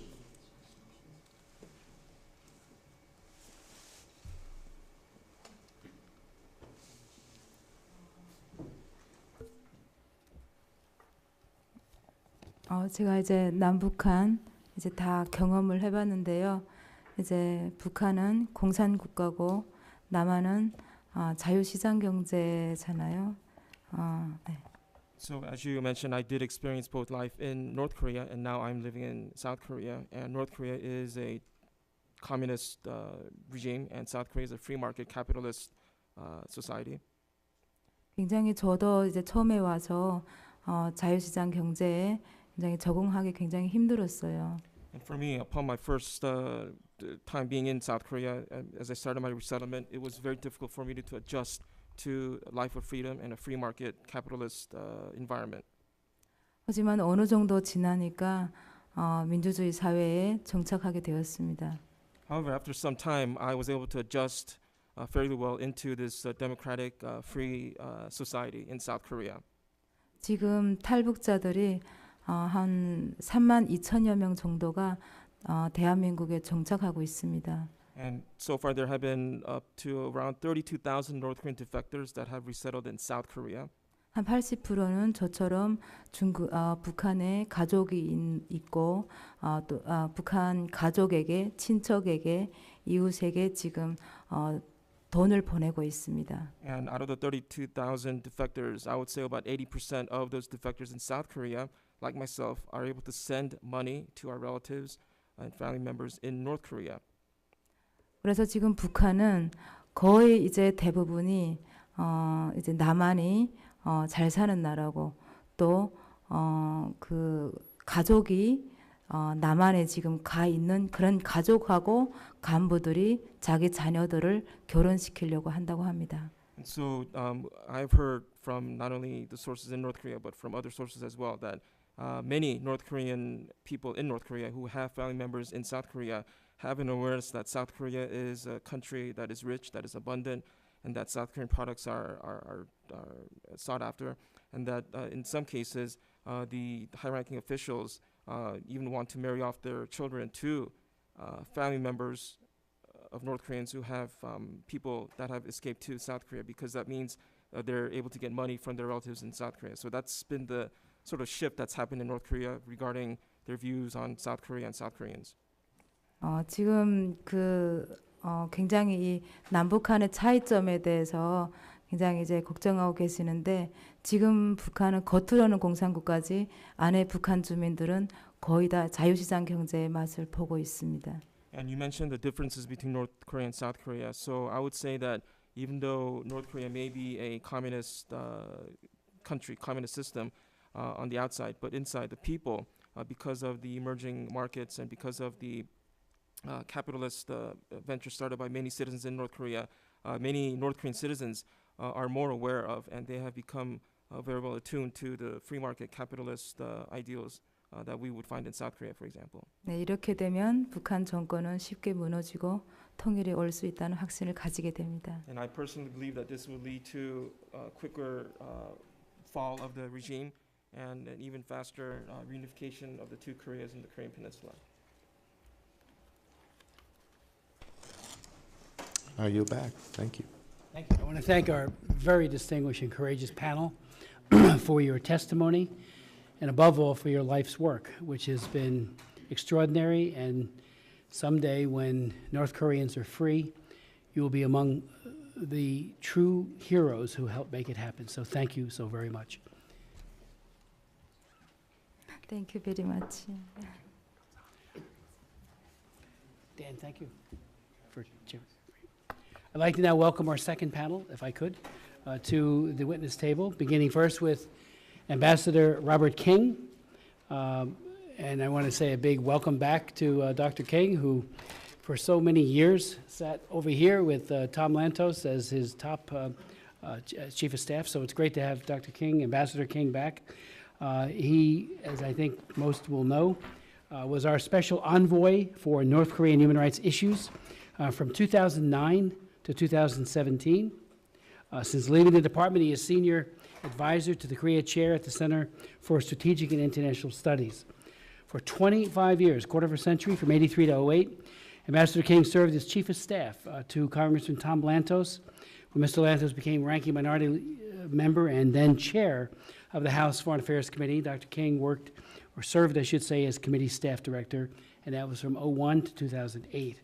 In addition to his full-time jobs, Dr. King has taught courses in U.S. foreign policy and international relations at the University of Southern California, German Study Program, Brigham Young University Study Abroad Program, American University in Washington, D.C., New England College in New Hampshire.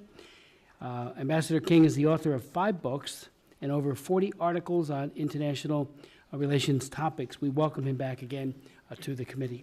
I'd like to then welcome and introduce Greg Scarlatu with the Committee for Human Rights in North Korea. He's the executive director of the committee. He has coordinated 20 HRNK publications addressing North Korea's human rights situation and the operation of its regime. He is a visiting professor at the Hankook University of Foreign Studies in Seoul, as well as instructor and coordinator of the Korean Peninsula and Japan class at the U.S. Department of State's Foreign Service Institute. Prior to HRNK's, Mr. Scarlatu was the Korea Economic Institute. He was with them. He has over 6 years of experience in international development on projects funded by the U.S. Agency for International Development, the World Bank, and the Asian Development Bank. For 14 years, he has authored and broadcast weekly in the Korean language. It's called the Scarlatu Column, and it's with Radio Free Asia. As a seasoned lecturer on Korean issues, Mr. Scarlatu is a frequent commentator for CNN, BBC, Al Jazeera, Voice of America, Radio Free Asia, and other media operations. He has appeared as an expert witness at several congressional hearings on North Korean human rights, and so we welcome him back today as well. And our third distinguished panelist will be Suzanne Schulte, who is also making a trip back and in the past has provided expert witnesses to this subcommittee and other committees of Congress, including, as I mentioned earlier, the first women who were ever trafficked that came forward and spoke at a congressional hearing, trafficked that is from North Korea into China, and it was extraordinarily moving testimony. She is considered one of the world's leading activists in North Korean human rights movement. She has spent the past 2 decades promoting the freedom and dignity of the North Korean people and is currently president of the Defense Forum Foundation, a non-profit foundation promoting a strong national defense and freedom, democracy, and human rights abroad. In 1996, she began a program to host the first North Korean defectors in the United States, giving them a voice to speak out about the atrocities being committed against the people of North Korea, including the political prison camps and the horrific treatment of refugees. She has led international efforts to pressure China to end their horrific repatriation policy and has been involved in the rescue of hundreds of North Koreans escaping their country. Currently, she also serves as the chairwoman of the North Korea Freedom Coalition, vice co-chair of the Committee for Human Rights in North Korea, and honorary chair of the Free North Korea Radio. I welcome all three of our distinguished panelists, and I yield the floor to Dr. King. Thank you very much. Thank you very much, Mr. Chairman. It's a pleasure to be back with you again. Usually I'm sitting on the other side behind you and Mr. Lantos. It's a different position to be down here today, and I'm glad to be home. I want to thank you for your focus on human rights and for what you have done with the subcommittee in terms of calling attention to these issues and problems. I want to commend you on the caliber of the witnesses, the other witnesses that have testified today. It was extremely helpful to have these two women who have, at great difficulty, been able to leave North Korea and talk about their experiences. And again, it's a pleasure to be here with Greg and with Suzanne to talk about these issues. Refugees or defectors who've chosen to leave North Korea is one of the key issues in the broader question of human rights in the North. There's been a steady flow of defectors from the North since the famine of the late 1990s. Over the last 2 decades, some 30,000 North Koreans have fled the country. The vast majority have resettled in South Korea. The concern of Americans to help these defectors from the North was one of the principal factors behind the adoption of the North Korea Human Rights Act in 2004. Since the adoption of that legislation, the State Department and other federal agencies have helped some 250 North Korean refugees resettle in the United States. Most refugees, however, have chosen to settle in South Korea because of the familiarity of language, culture, as well as to join family members who are already there. The number of refugees leaving North Korea annually has recently declined. The high point about 2011 was some 3,000 annually, but tighter control of the borders by the North, difficulty getting through China has caused that number to fall to less than 1,500 last year. The numbers this year look like they will be even lower. Virtually all defectors who flee North Korea today do so through China. Very, very few have been able to cross the inter-Korean border. A few weeks ago, we saw a very rare exception when a North Korean soldier who was seriously wounded as he tried to escape fled through the DMZ. This indicates both the danger and how uncommon it is for defectors to go directly from the North into South Korea. For those who escaped through China, there are very serious problems, from being trafficked, sold as virtual slaves, or being returned to the North. In the past, when relations were good between China and North Korea, most defectors captured in China were quickly returned to North Korea, where they were sent to brutal re-education camps that our witnesses have talked about here. A couple of years ago, I had a particularly memorable conversation in South Korea with a young woman who'd fled the North. She was finally able to reach the South. I asked her if this had been her first attempt. She said, "Oh no, this was my 6th try. 5 times previously she sought to leave. 5 times she was captured either in North Korea before she left and as she crossed into China. She was returned to North Korean authorities, spent many months, each time in a re-education camp where she was brutally treated. On her 6th attempt, she and a friend who was going to leave with her decided to go, but they also decided to take with them poison tablets. Rather than be forcibly returned again and sent into a re-education camp, they would have taken their own lives. In the past, Mr. Chairman, when Chinese relations with South Korea have been good, and China's relationship with the North has been strained, defectors have been allowed to go to South Korea. A couple of years ago, in a very highly unusual arrangement, China allowed some 13 or 14 North Korean restaurant workers to fly directly from China to South Korea, where they were resettled. A year or so ago, however, after the United States, with the cooperation and approval of the South Korean government, established a THAAD missile battery in the South, this led to strained relations between China and South Korea. Since that time, it has again been more difficult for defectors from the North to reach South Korea through China. The United States government has strongly supported South Korean efforts to assist defectors to reach the South. On many occasions, I personally raised with senior Chinese government officials our concern that defectors be permitted to flee the North if that was their wish. I know that other more senior State Department officials have also raised this matter with senior Chinese officials. Mr. Chairman, it's important that the United States continue to urge China to allow defectors to resettle elsewhere. And if they wish to go to the South, our government should support South Korean government efforts to help those people. Congressional support for refugees, such as through the reauthorization of the North Korea Human Rights Act, is important, and I urge approval of that reauthorization legislation. It's already been adopted in the House. It's now awaiting action in the Senate, but it's urgent and it's important that legislation be reauthorized. A second matter that I was asked to talk about was the issue of providing free and unfettered information to the people of North Korea. The availability of accurate information about events beyond the borders in the North is extremely important for the North Korean people. It limits Pyongyang's ability to manipulate its own citizens, and we must continue to encourage the free flow of information into North Korea.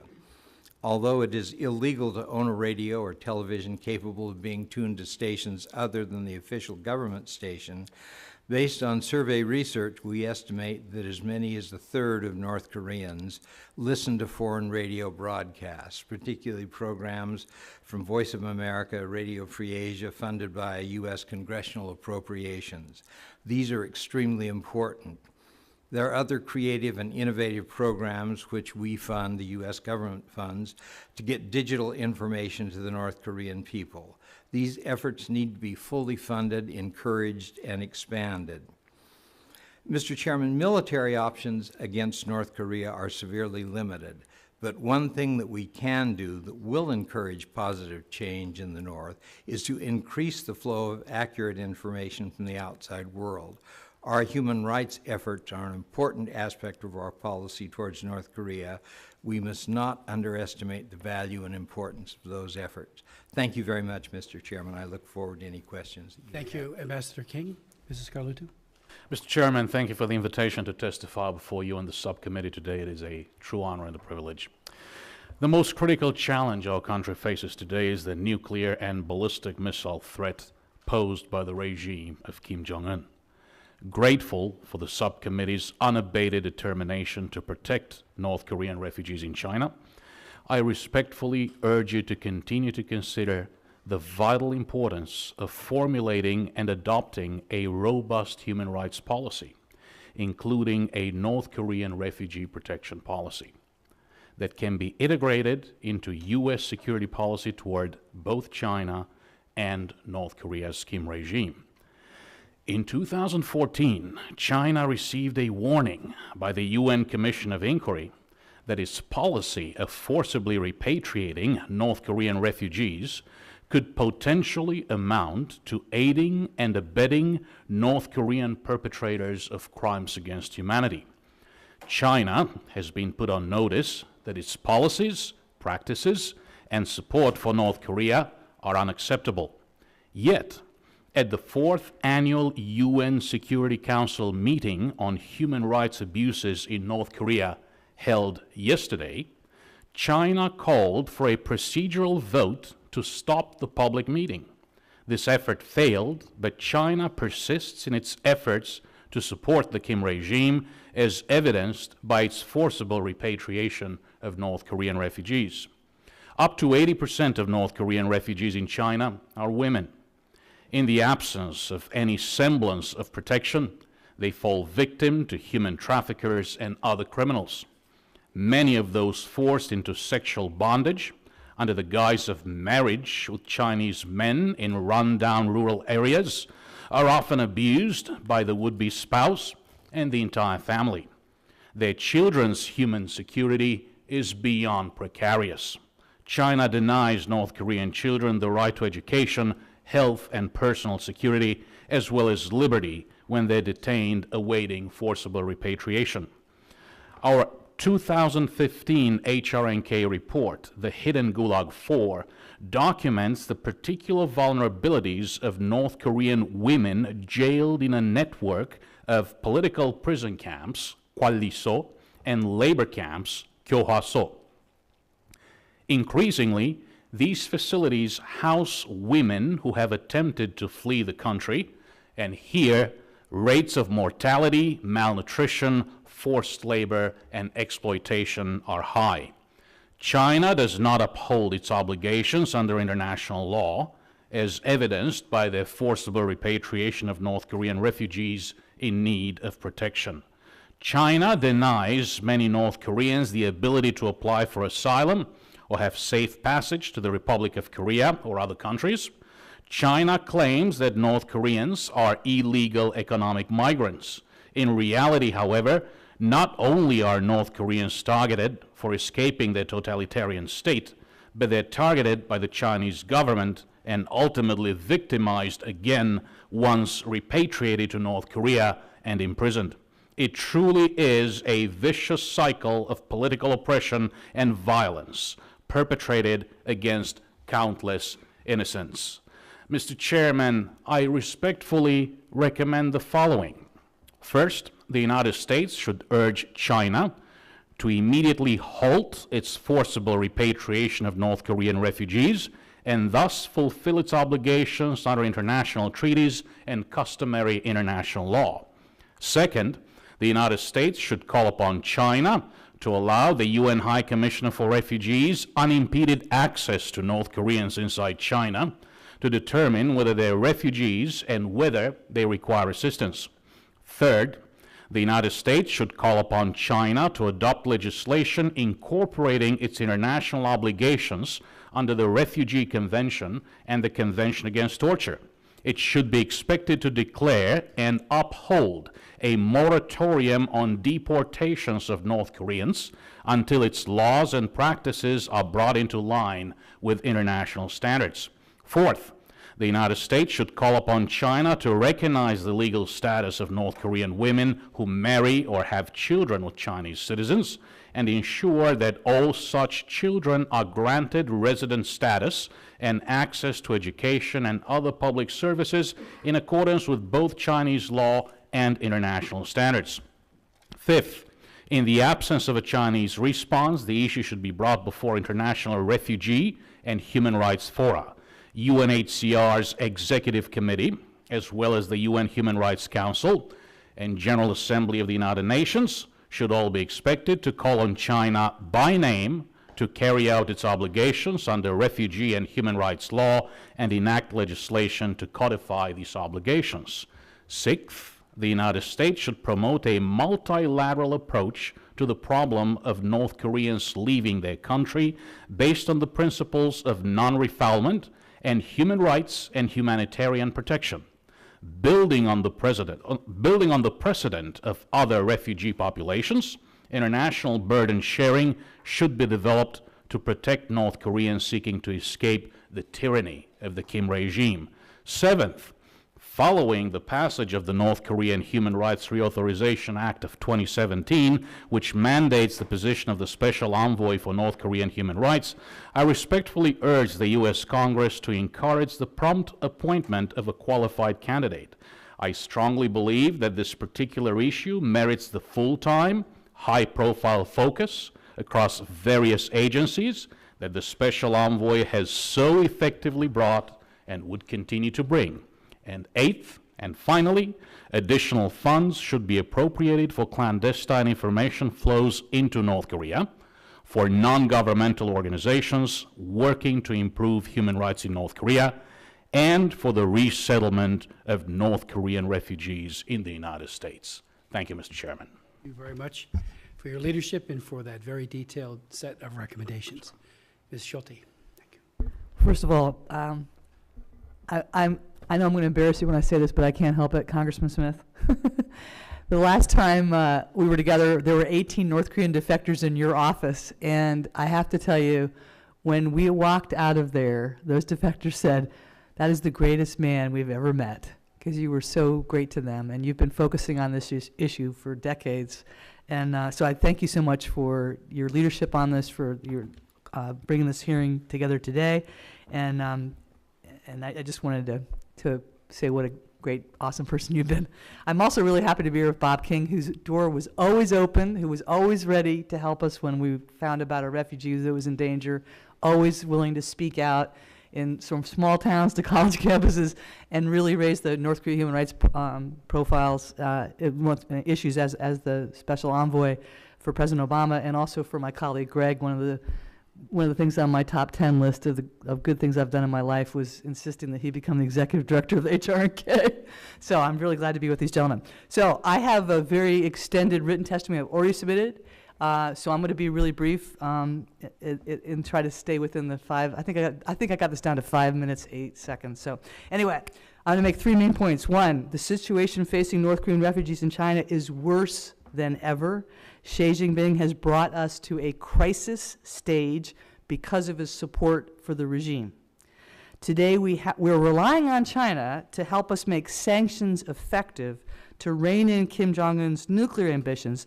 But if China continues to forcefully repatriate men, women, and children back to North Korea to face certain torture, certain imprisonment, and in some cases execution, what does that tell us about Xi Jinping's sincerity?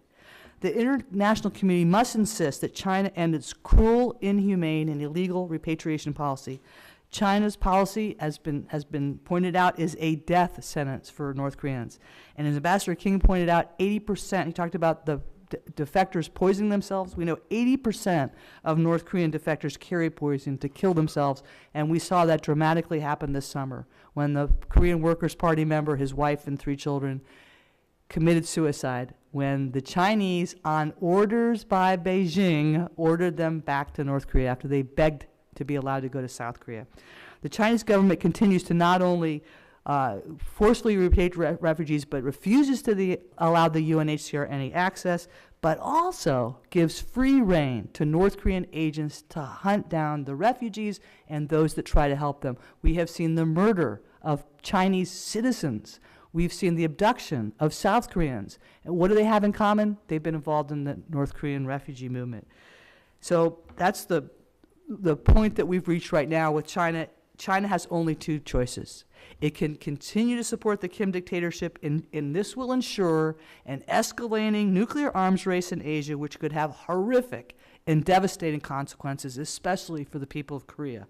Or the other choice, which is for China to work with South Korea and the international community for peaceful unification under South Korea and democratic policies. And I just want to give one example. The gentleman mentioned THAAD. I think both of you mentioned the THAAD. Why did South Korea need THAAD?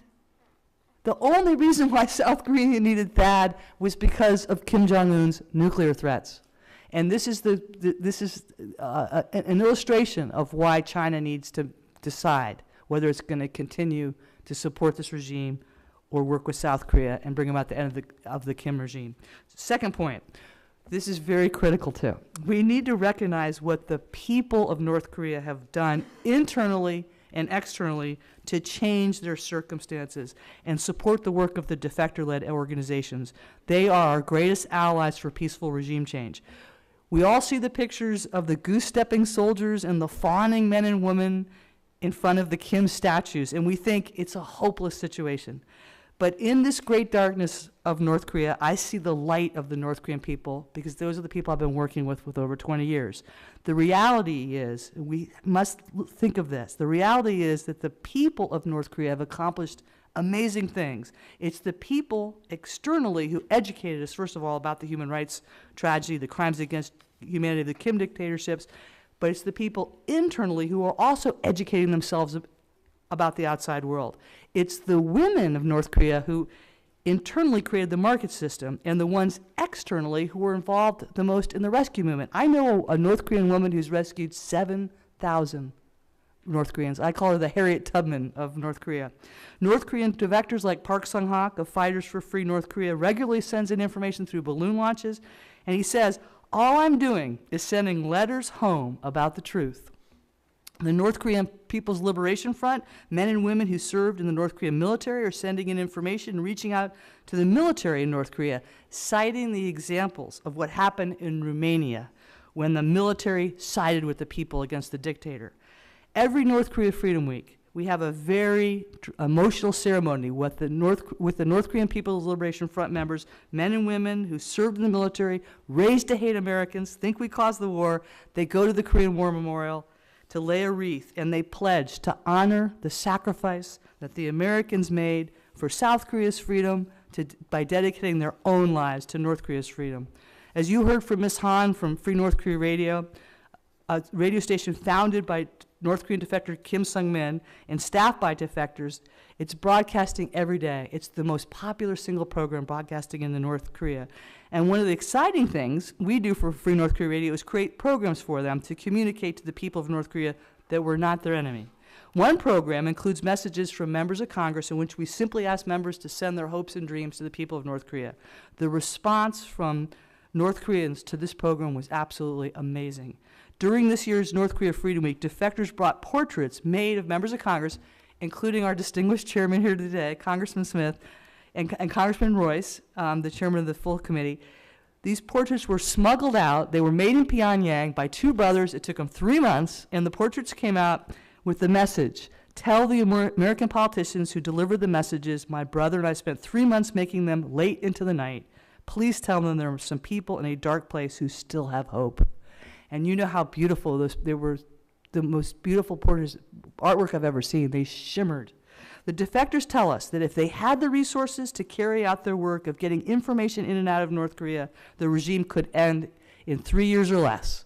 Otherwise, it could survive for another 5 to 10 years.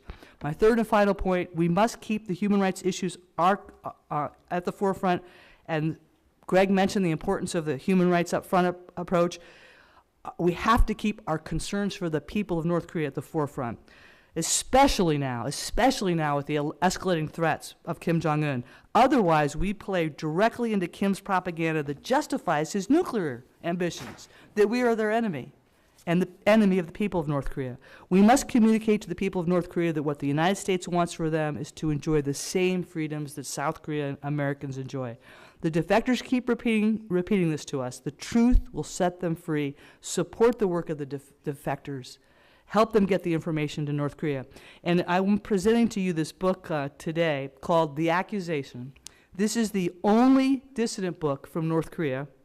It was smuggled out at great risk to those involved. It was smuggled out. It was published in English earlier this year.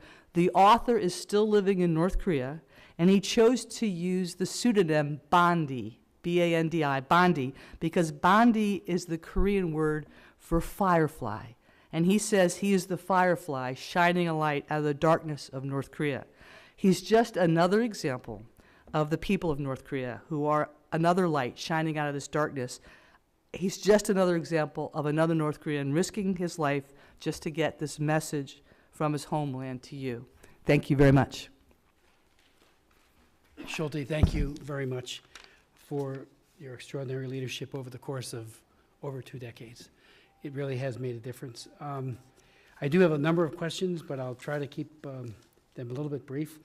If any of you would like to speak to the issue of the cult of personality, which I think is grossly underappreciated by the Pentagon and by many of the people within our own military, we know that when people believe that they're serving a god, in this case a demigod, someone who is actually doing horrific things but claiming to be God, certainly his grandfather did, that the sense of extremism and obsession almost knows no bounds. I know a lot of Americans, when they see documentary footage of people crying so profusely they think it's orchestrated, people tell me, including experts like yourselves, it's not. They really do, okay, they can gin some of that up, but so much of it is from the earliest years inculcated into the minds and hearts. And I did ask our 2 previous witnesses, how did they break free of that? And the truth does set you free, but it has to be applied over time, which is why broadcasting and other means of communication is so important. But if you could speak to that whole issue of Juche. I've read one book about it by a Christian who said, you've got to understand why they are so fanatical and why they will die in large numbers for Kim, whoever the Kim might be at that time, which we, again, underappreciate. The sense of being able to reason effectively goes out the window. So I just Ask you if you could speak to that first, and then I'll get to some other questions. Yes, Mr. Chairman. Indoctrination begins at a very early age in North Korea. It begins at the precognizant age. Babies in the cradle are taught to point fingers to the pictures of Kim Il-sung and Kim Jong-il on the wall. Laws are on paper. North Korea has a constitution that even provides for freedom of religion and freedom of expression, labor legislation, a criminal code. But in practice, none of these laws are applied. North Koreans do not know the international obligations that North Korea has assumed by ratifying, for example, the International Covenant on Civil and Political Rights, the International Covenant on Economic, Social, and Cultural Rights, or their own legislation. The only principles that govern each and every aspect of life in North Korea are the 10 principles of monolithic ideology, as evidenced in our recent research and publications by Robert Collins. Each and every North Korean has to participate in weekly 생활 정화 ideological training sessions, self-criticism sessions. This is very much part of life. During those long years that all men and many women spend in the military, indoctrination is taken to the next stage. One has, of course, to remember that the age of revolution in Budapest 1956, Prague 1968, or Bucharest 1989 was late teens, early 20s, mid-20s. That's the age when each and every North Korean man is in a military uniform. By the time they're done, the age of revolution has passed. Juche. Of course, this is North Korea's self-reliance ideology. On the surface, it sounds very different from Marxism. Marxism basically preaches that ownership of the means of production is the main driver of history. Juche claims that the individual is the main driver of history.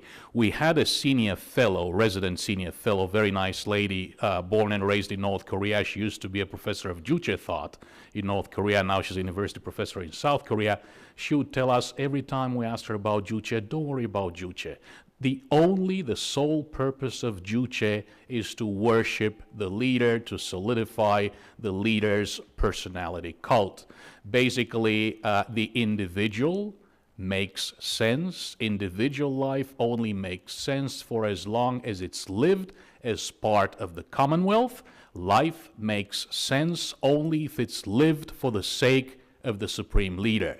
As to information campaigns, these critical information campaigns that we launch into North Korea must surely be cognizant and fully knowledgeable of the different cognitive processes in North Korea. We must be fully cognizant that education is very different, worldviews are very different, the way North Koreans approach ideas is very different, so we're much better off if we have former North Koreans in charge of working on content and delivering this content, perhaps in collaboration with other organizations, but they must definitely be involved in this process. Mr. Chairman, one of the things that I think we need to be careful of is I'm not sure that the North Koreans are as indoctrinated as we would sometimes think. Barbara Demick, in her book, Nothing to Envy, talks about what life was like in North Korea. And one of the very telling incidents she cites is a particular family and how they dealt with the death of Kim Il-sung in 1994. The mother told the daughter, at school today, you're going to have a memorial service for Kim Il-sung. You have to cry. You must have real tears. If you can't cry, spit in your hand and wipe it on your eyes so that everyone will know that you're crying. They understand, and they can see that. It's a society where to deviate becomes so difficult that people who may have different views or see different things don't talk about it. because of the nature of the society. So I think this is not a place where you've got to convince people that other things are true. This is a place where people need to have an opportunity to do that. The key thing is making sure that we get information into North Korea that provides an alternative explanation of what's going on in the world. And that, again, is the importance of news broadcasting and information dissemination. That is where we need to make sure that there is funding for Voice of America, Radio Free Asia, and for the programs that are being developed to do that. Ms. Schulte. Well, first of all, I just want to tell you, I totally agree with you that the understanding of the Juche ideology is something that's completely underappreciated. One of the witnesses we had during North Korea Freedom Week this last year was from Pyongyang. She was part of the elites. She and her mom ran a restaurant, had the good life. She said that when Kim Jong-il died, they thought they were all going to die. And I think maybe the Juche belief system is probably more powerful in Pyongyang because it's the elites that are there, and they're more actually more isolated than people like, for example, in the border regions. But I think it's very important controlling system in the brainwashing from the start. But it's really focused on the fact that the Kim family are God, and that's the Juche. What's become is the worship. Juche has really become the worship, not the self-reliance that Hwang Jang-yap, who was the author of Juche, established, but the worship of the Kim dictatorship. And Hwang Jang-yap, interestingly pointed out when he defected, he said the way to break the Juche ideology is with the Holy Spirit. He actually became a Christian before he died.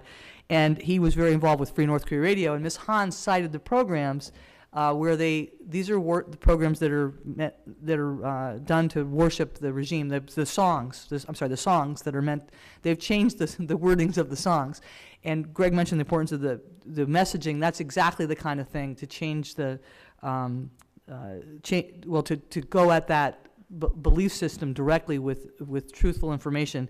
And this is one of the clever ways that the North Koreans are being able to do it. But I do think it's very important that we realize the cult of personality that's part of this Juche, and the brainwashing that starts from the very moment they're children, when they're even math problems, or how many American GIs did you kill when you threw a grenade? I mean, this just starts at the very beginning. We need to be aware of that. I'll finally say that the first defectors we brought over, one was an Army captain. This is back in 1997, Army captain and a colonel, and they got up from the audience and they were like, none of you guys look like wolves, and your nose are a lot smaller than I thought they were going to be, because, all Americans are supposed to have these long, crooked noses anyway. But it's just part of that brainwashing that we need to be aware of, and that's why getting information is so important. Mrs. Scalotto, you underscored that up to 90% of the North Korean women and girls in China fall prey to traffickers in China who sell them into sexual slavery. As you might know, I'm the prime author of the Trafficking Victims Protection Act, and I tried for years to get China designated as a Tier 3 country, an egregious violator, in part because of the exploding sex trafficking within mainland China, but also in large part, too, because of so many North Koreans who were so horrifically abused. And again, Ms. Schulte provided us with several witnesses over the course of several hearings who were themselves trafficked and told their stories again before this committee. This year, the Trump administration has designated China Tier 3. And in the narrative explaining that, great focus is put on this trafficking problem. They're not in freedom. They are in another kind of slavery that they are trying to escape from in North Korea. So my question would be, because we do have votes now, so I'm going to ask a number of questions so that we can finish before the voting is over. But if you could speak to that, we're at the sanctions part now. Tier 3 has been designated. At the time and place, anytime, any day now, the administration could announce a series of sanctions towards China. What would you recommend that we do? There's a lot on the plate that could be imposed, and I think that a designation without a sanction weakens the designation significantly. Secondly, on the issue of refoulement, which you spoke to in your testimony. We know that the periodic review is coming up in November of 2018 under the Refugee Convention. NGOs can begin submitting in the spring, but it seems to me, this ought to be an engraved invitation for every one of us to make China's sending people back to death. They're taking poison to avoid it, and certainly to torture and mistreatment in the Gulag system. This is an opportunity to begin even right now, and your thoughts on that. And of course, there are some, under customary international law, there are other obligations to which China is obliged to. Any thoughts along those lines? There was a report today of 5 refugee camps. You heard it earlier, mentioned to our 2 previous witnesses. Is that because China thinks something is going to happen vis-a-vis a war? Or is this just another modality of control that they're seeking to impose? And the ICC, which unfortunately has had a very checkered 2 convictions in 14 years. The International Criminal Court has not been that robust. But it seems to me, as you have been saying, and the commission, the UN Commission has found, or at least would lead us to believe, when you're complicit in these crimes, you're complicit. And it would seem to me that not just North Korea, but the prosecutors should be looking at China's complicity in this terrible death spiral that they are on now. So if you could speak to that. I have many other questions, but we will run out of time, so please. Mr. Chairman, certainly there is ample evidence of the abuse that has affected North Korean women in China for more than 2 decades now. We have to take that leap, link China directly to the egregious human rights violations affecting North Koreans, and in particular affecting North Korean refugees. Perhaps we need to take a hard look at certain areas, certain industries, certain areas of the economy that are more closely related to this issue of North Korean refugees in China, the lack of protection, the vulnerability of these refugees, China's refoulement of North Korean refugees. Take a very hard look at areas that could be perhaps subjected to sanctions. As far as the refoulement issue is concerned, we often hear the question as to why China is so reluctant to provide protection to these North Korean refugees. I would take the liberty of sharing a thought with you. Perhaps China is afraid of a development similar to the European picnic of the summer of 1989, when Hungary opened its border to East Germans, and this outflow of East Germans out of East Germany was one of the fundamental factors that ultimately brought about the fall of the Berlin Wall. Clearly, if there is one step that China can take to make a huge difference, a very significant difference, that would be to stop the forcible repatriation of North Korean refugees. The International Criminal Court, the referral of the Kim regime by the UN Security Council to the International Criminal Court, was one of the fundamental recommendations made in the February 2014 report of the UN Commission of Inquiry. North Korea is not a party to the International Criminal Court. Of course, the problem with the Security Council is that the P5 members, the permanent members, have veto power, and China is one of them. The Russian Federation is, of course, another one. So we face the prospect of a Chinese or Russian veto. Where we are right now is that for a 4th time yesterday, basically the North Korean human rights issue was placed on the agenda of the UN Security Council. Now, placing the issue on the agenda is a procedural matter that requires 9 out of 15 votes of permanent and non-permanent members. Once the issue is taken up, it becomes substantive and it becomes subject to a veto by one of the P5 members. Another possibility that has been raised by international human rights NGOs is the creation of a special tribunal through the General Assembly. The toolkit of accountability is a complex one, and pursuing the avenue of the International Criminal Court is just one of many avenues we can consider. You raise an interesting question about dealing with the Tier 3 sanctions on China. The difficulty of looking at sanctions as a key on these issues with the North Koreans is that, again, we're in a situation where we're trying to get the Chinese to solve the North Korean problem for us because we have such limited abilities to do it. This is our problem with sanctions on the nuclear weapons, and we're going to be in trouble if we take that same route on the human rights thing. There's a real link between sanctions on trafficking and repatriation. The reason why these women are trafficked is because they will be repatriated if they don't have some way to hide their presence there.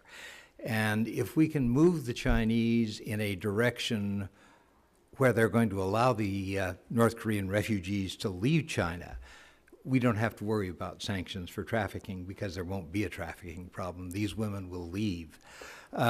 So I think we need to sort of look at it in a way that will allow us to work with the Chinese and try to put some pressure on them to make some progress on repatriation, rather than saying, you know, let's slap more sanctions on the Chinese.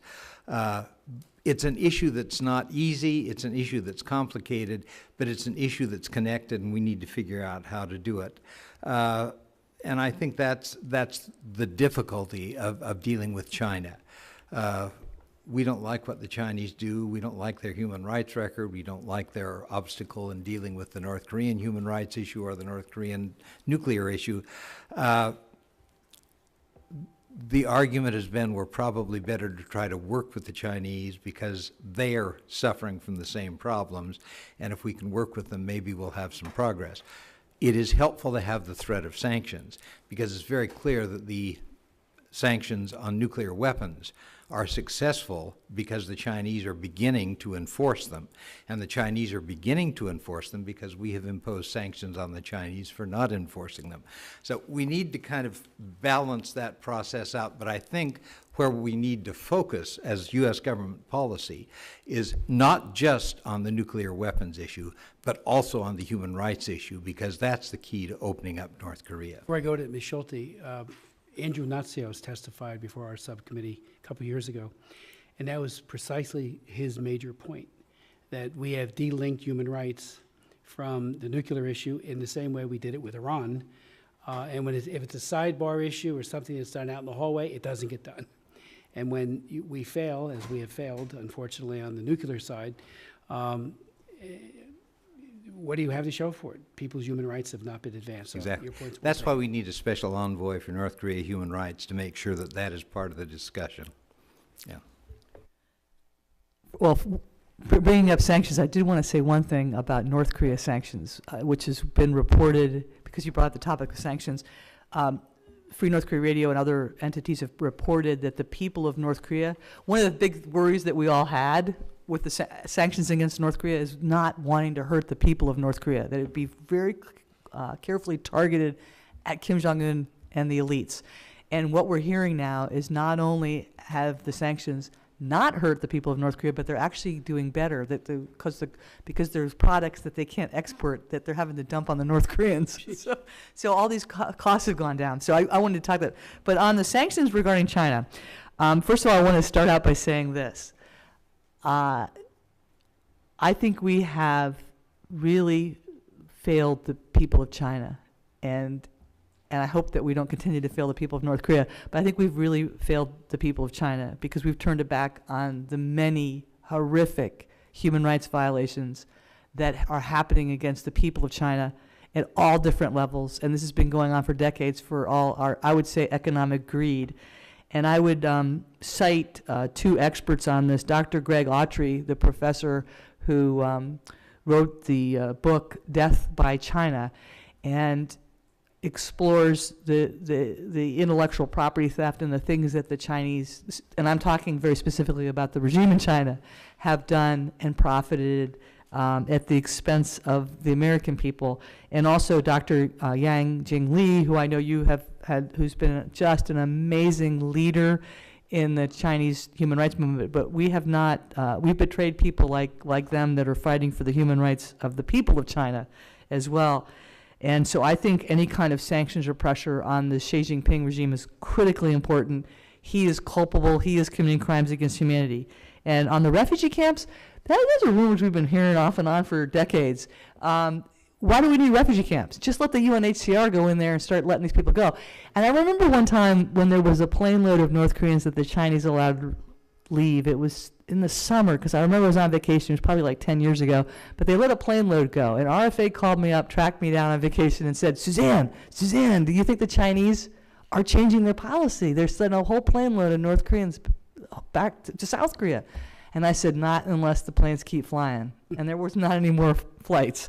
So I'm not sure about this refugee camp, but there's not a need for one. North Koreans are the only refugees in the world that have a place to go for immediate resettlement because they're citizens of South Korea under Article 2 of the South Korean Constitution. They're unlike any refugees in the world. And I know we have refugee crisis going on and because of tensions in the Middle East and in North Africa, but North Koreans don't, we have Hanawan, that's their refugee camp. So, and then finally on the China, the fear of the refugees, China fearing refugees. Here's the thing. If China fears being overwhelmed by refugees, if it showed some compassion, all it's doing is lifting off the pressure on Kim Jong-un that's causing all the tensions to begin with and relieving him of any reason to reform so that people don't want to leave. Talk to North Koreans. They don't want to leave their homeland. They love their homeland. They're only leaving because of the horrific human rights violations of the dictator there. So what China's doing is prolonging the dictatorship by forcing them back and being complicit in crimes against humanity by forcing them back. And I think that more and more Chinese are recognizing this. They're speaking out that the future's with South Korea. I believe that China fears having a strong, unified democracy on its border, and that's the reason why they're continuing to send the refugees back. They just don't want to see Korea unified. But I always point out that if the regime collapsed, there's not going to be any refugee problem. The thing you're going to have to control is people trying to go there. And I always tease the pastors because the pastors are going to be, the Methodists and the Presbyterians are going to be fighting to plant their churches. All the, Hyundai and everybody else is going to be going there to build plants. All the Korean Americans are going to be going home because most of them are from, that's their ancestral homeland. And that the real fear is, what we'll have to concern about is protecting the development in North Korea and protecting the North Korean people once that regime's gone from the flow of people coming in. Oops, sorry. Thank you. We've heard instances of UN agencies approving technology transfers to North Korea in violation of UN sanctions, and the World Intellectual Property Organization, WIPO, has had problems with that, and we've raised them. I actually had a hearing in February of 2016 on that. We've written letters, and it's come to very little outcome. Your thoughts on that? It seems to me that, for sanctions to work, it's not just the countries, but it's also UN agencies that need to be in compliance. Your thoughts? Chairman Smith, I believe you're referring to an agent called Tabun, and the North Koreans were actually licensed to produce it. It's one component needed in the production of chemical weapons, I believe. Our organization, the Committee for Human Rights in North Korea, has focused more on the humanitarian arm of the UN. And one point that we have tried to make times and times again is that UN agencies involved in humanitarian operations inside North Korea should be fully cognizant of human rights concerns, of the UN Commission of Inquiry report, the recommendations of the UN Commission of Inquiry, and apply a human rights upfront approach to their work. And I will take the liberty of giving a very quick example. Last year, we documented a prison camp, number 12 in Cheonggori, North Hamgyong province. In the aftermath of Typhoon Lion Rock, the UN was conducting a fact-finding mission in the vicinity of the camp. We managed to acquire satellite images through the cloud cover, proving that the camp had been affected by the flooding caused by Typhoon Lion Rock. We urged UN agencies to include the most vulnerable segments of the population, especially prisoners, in their fact-finding missions and humanitarian operations in North Korea. One example, for example, the World Health Organization has a program called Health in Prisons, applied throughout the developing world. Why not seek ways to apply some of these programs to North Korea? One positive aspect here, although action on the ground is lacking, is that senior UN officials were very responsive, including at the time the Deputy Secretary General, and in his most recent report, the UN Special Rapporteur on North Korean human rights, in the DPRK, Mr. Tomas Ojea Quintana, did specifically mention the need to address the most vulnerable in North Korea, including prisoners. Thank you for what you did, having a hearing to focus on the UN problem. UN agencies are like any big bureaucracy where you have people who aren't aware of what is going on in other places. They are, however, very attentive to what U.S. Congress has to say, and I think your efforts are extremely useful in dealing with these kind of problems with UN agencies not being aware of sanctions and so forth. Thank you. Ditto. Let me just ask, Ms. Schulte, you said it's worse now under Xi Jinping. Ms. He said it's worse under Kim Jong-un. It seems like it's been worsening since 2011, Dr. King. If I could, go back to your testimony where you said it reached a high, now it's gone down. It's less than 1,500 last year, and it could be even worse this year. How much worse can it get before the Security Council? Well, they may never do it because of the veto, but others, I'm a great believer in hybrid courts. I've been pushing for 4 years that there be a special court for Syria and Iraq. Got a resolution passed, had a series of hearings on it. We had the former prosecutor for Sierra Leone testify at 2 of those hearings, and then, of course, they put Charles Taylor behind bars for 50 years.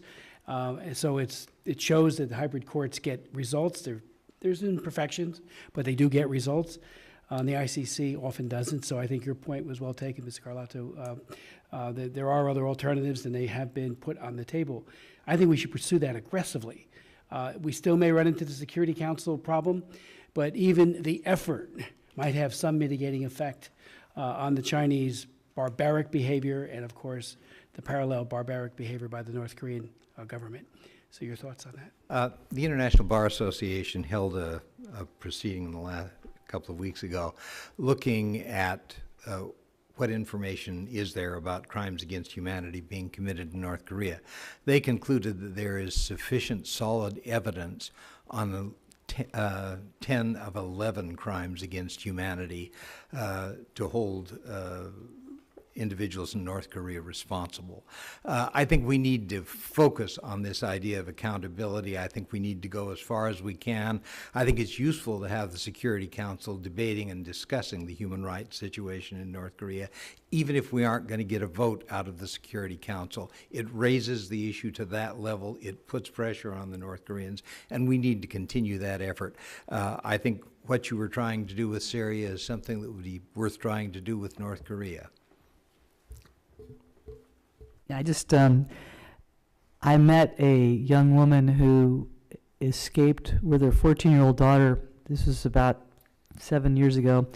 And she told me that when her 14-year-old daughter got repatriated, they got to China, they got arrested, her 14-year-old daughter they got separated, the 14-year-old daughter got repatriated and beaten to death by a border guard. And when I heard that story, I was so horrified. How could any man beat a 14-year-old girl who was simply trying to have a better life? But at that point, I started pushing the South Korean government to convene a tribunal, because at that point, the South Korean Human Rights Commission had already collected 532 cases of these types of abuses where the people knew, gave testimonies. But when they put that report together, they never released the names. And I think one thing that was really encouraging that Ambassador King was involved with during President Obama's administration was starting to naming names of the perpetrators of these crimes, which I think is so important. But I do think, and we were part of the ICC coalition that pushed for the UN Commission, the UN Commission of Inquiry that's pushing for the ICC referral. However, we can't wait. And even if he got prosecuted at the ICC and the ICC determined he was committing crimes against humanity, well, he could still be dictator. It might not have any impact. So we've got to look at other ways. And I've always believed that the hybrid court, whatever, there's got to be a procedure to start talking about these issues. And because I think we need to put people in the regime on notice. They've got to wake up every morning. The people that are keeping this regime going, they got to wake up every morning they have two choices. Total devotion and loyalty to Kim Jong-un, or having their brains splattered along with their family by anti-aircraft weaponry. I mean, that's what they face every day. So how do you get that to stop? You've got to tell them you're going to be held accountable for your crimes. But at the same time, you've got to reach out to them through programs like Free North Korea Radio, through the defectors, because there's defector elites who are reaching out to other elites and showing them that there is another alternative, there is another option. But I think proceeding on these kinds of legal courts is absolutely important, is critical to put pressure on them to show them they're going to be held accountable. It's got to be a way to stop that border guard from beating to death a 14-year-old girl when his name gets mentioned in a South Korean tribunal. But also, Bob cited the International Bar Association. They did did release their report, which found that this morning the crimes against humanity, meaning all the statutes, almost every single statute. I think there was just one that were lacking the evidence, but the evidence is there of the crimes against humanity being committed by Kim Jong-un. Let me ask you, and maybe it'll be the last question. You've been very generous with your time. How would you rate the effectiveness of the Human Rights Council towards China? I remember when it was called the Human Rights Commission. I traveled frequently to Geneva, would try to lobby people on particular issues, including China. I actually went to a China press conference and asked some questions about human rights, and they shut it down. They were so unwilling and so brittle when it comes to criticism. They just ended the press conference because they didn't want to answer serious questions about human rights. I've met with Prince Zaid, the High Commissioner for Human Rights. I'm deeply disappointed, and I would appreciate your thoughts one way or the other. Maybe you think he's doing a good job. When it comes to Israel, they are obsessed with holding Israel to account for things that, for instance, settlements. Security Council Resolution 2334 makes it criminal, illegal for certain settlements, and Abbas is now petitioning the ICC to open up a case for prosecution. Are you kidding me? Then you have gross violations of human rights being committed every day with complicity by the Chinese, but also with complicity with the Chinese. There's very little, a statement made here or there, but it's never offensive in the terms of trying to hold them to account. I think it makes the credibility of the Human Rights Commission suspect. They cannot be politicized. We know that there are rogue nations who make a beeline to sit on the council in order to run interference to their own accountability that being held, and they work in tandem with each other to keep the rogue nations not focused upon. So if you could speak to that, and particularly to Prince Zaid, because his blacklist is coming out very shortly of companies doing business with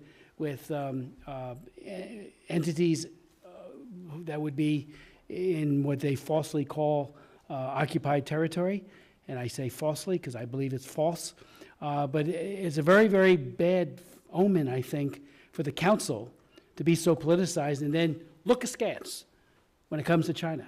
Your thoughts? There's nothing more frustrating than trying to deal with the Human Rights Council. On the one hand, they have a very high-minded goal and objective. On the other hand, the realities of politics are constantly getting in the way. Israel is one of the most troubling of issues because the votes are in the wrong place, and it becomes a very difficult problem. The one bright light with the Human Rights Council is the treatment of North Korea. North Korea has not sat on the Human Rights Council, has never been elected a member of the council. North Korea has gone through the Universal Periodic Review process. They've been under some pressure because of that process, and there have been some indications of improvement in non-controversial areas like assistance for people with disabilities and that kind of thing. The North Koreans, we have been able to get out of the Human Rights Council every year since 2004 a tough, strong resolution that is critical of North Korea. We've been able to refer things to the General Assembly. We've been able to get such tough, strong resolutions. As far as North Korea is concerned, the Human Rights Council is a good instrument. As far as Israel's concerned, it's not. But what about, I mean, even today, December 11th, Yeah. Prince Zaid has called for North Korea to be referred to the, to the ICC. Yeah. That is an easy lift. That's not all that hard to say that. No. But what about its accomplice, China? But I appreciate your thoughts too. The issue with China is more complicated. China is a permanent member. It can veto anything But of this is his substance in the recommendation. council. I mean, they could reject it, Yeah. but the credibility and gravitas that the High Commissioner would bring to saying, hey, you too, China, we're Yeah. not letting you off the hook. You are complicit in these horrific crimes. Yeah. It's a tough one. You're a politician. These countries are dealing with politics. We're making progress. We're not there yet. I think we need to continue the effort, and we need to continue to criticize the way you and other colleagues in Congress have done to put pressure on the UN agencies for what they are not doing. But I think we should also be careful not to throw the baby out with the bath and praise them for what they've done in areas like what they've done on North Korea. I think we made real progress on that.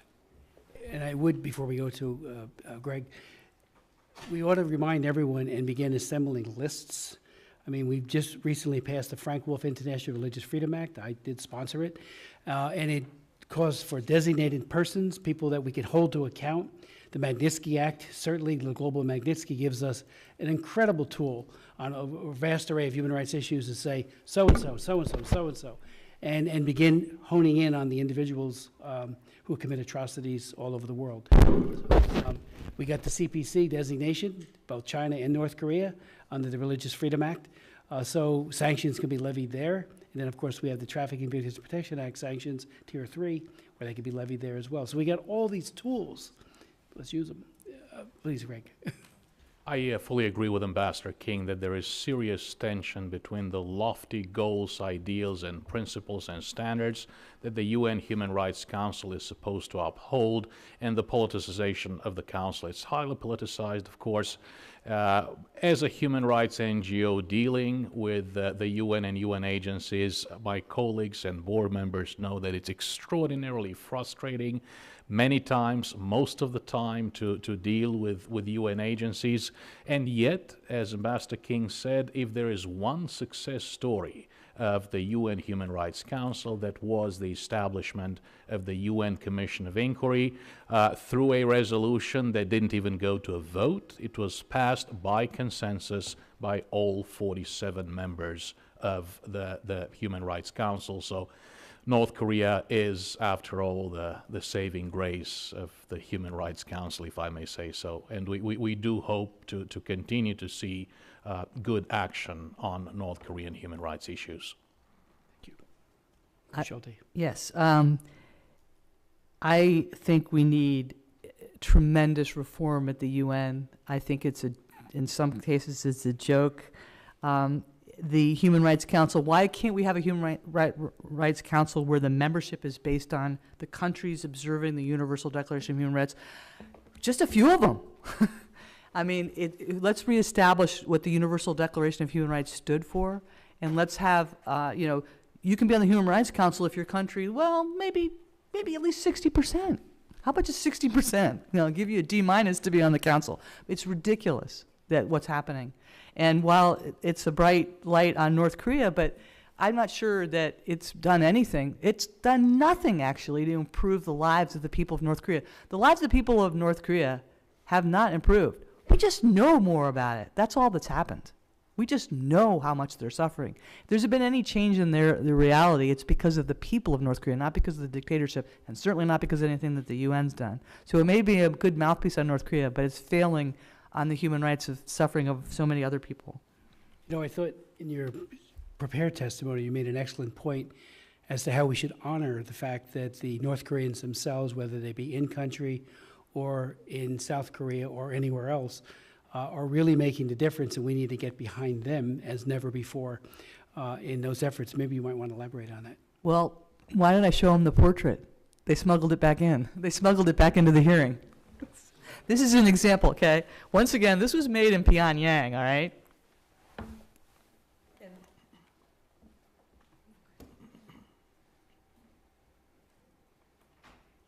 This is in response to messages broadcast on Free North Korea Radio. Smuggled out at great risk. Two brothers took 3 months to make this. If they'd been caught making this, they would have been executed and their families. So this is just a testament to the importance of reaching out to the people of North Korea. And what Ms. Schulte is not saying that there's a portrait of herself and one of Chairman Ed Royce as well.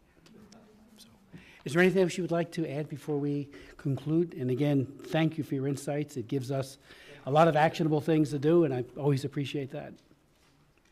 Thank you for this hearing. Thank you, Ambassador King. Thank you for the hearing. Thank you for your dedication and the inspiration that you provide to all of us. You inspire us, believe me. And Ms. Schulte, thank you. Thank you. The hearing is adjourned.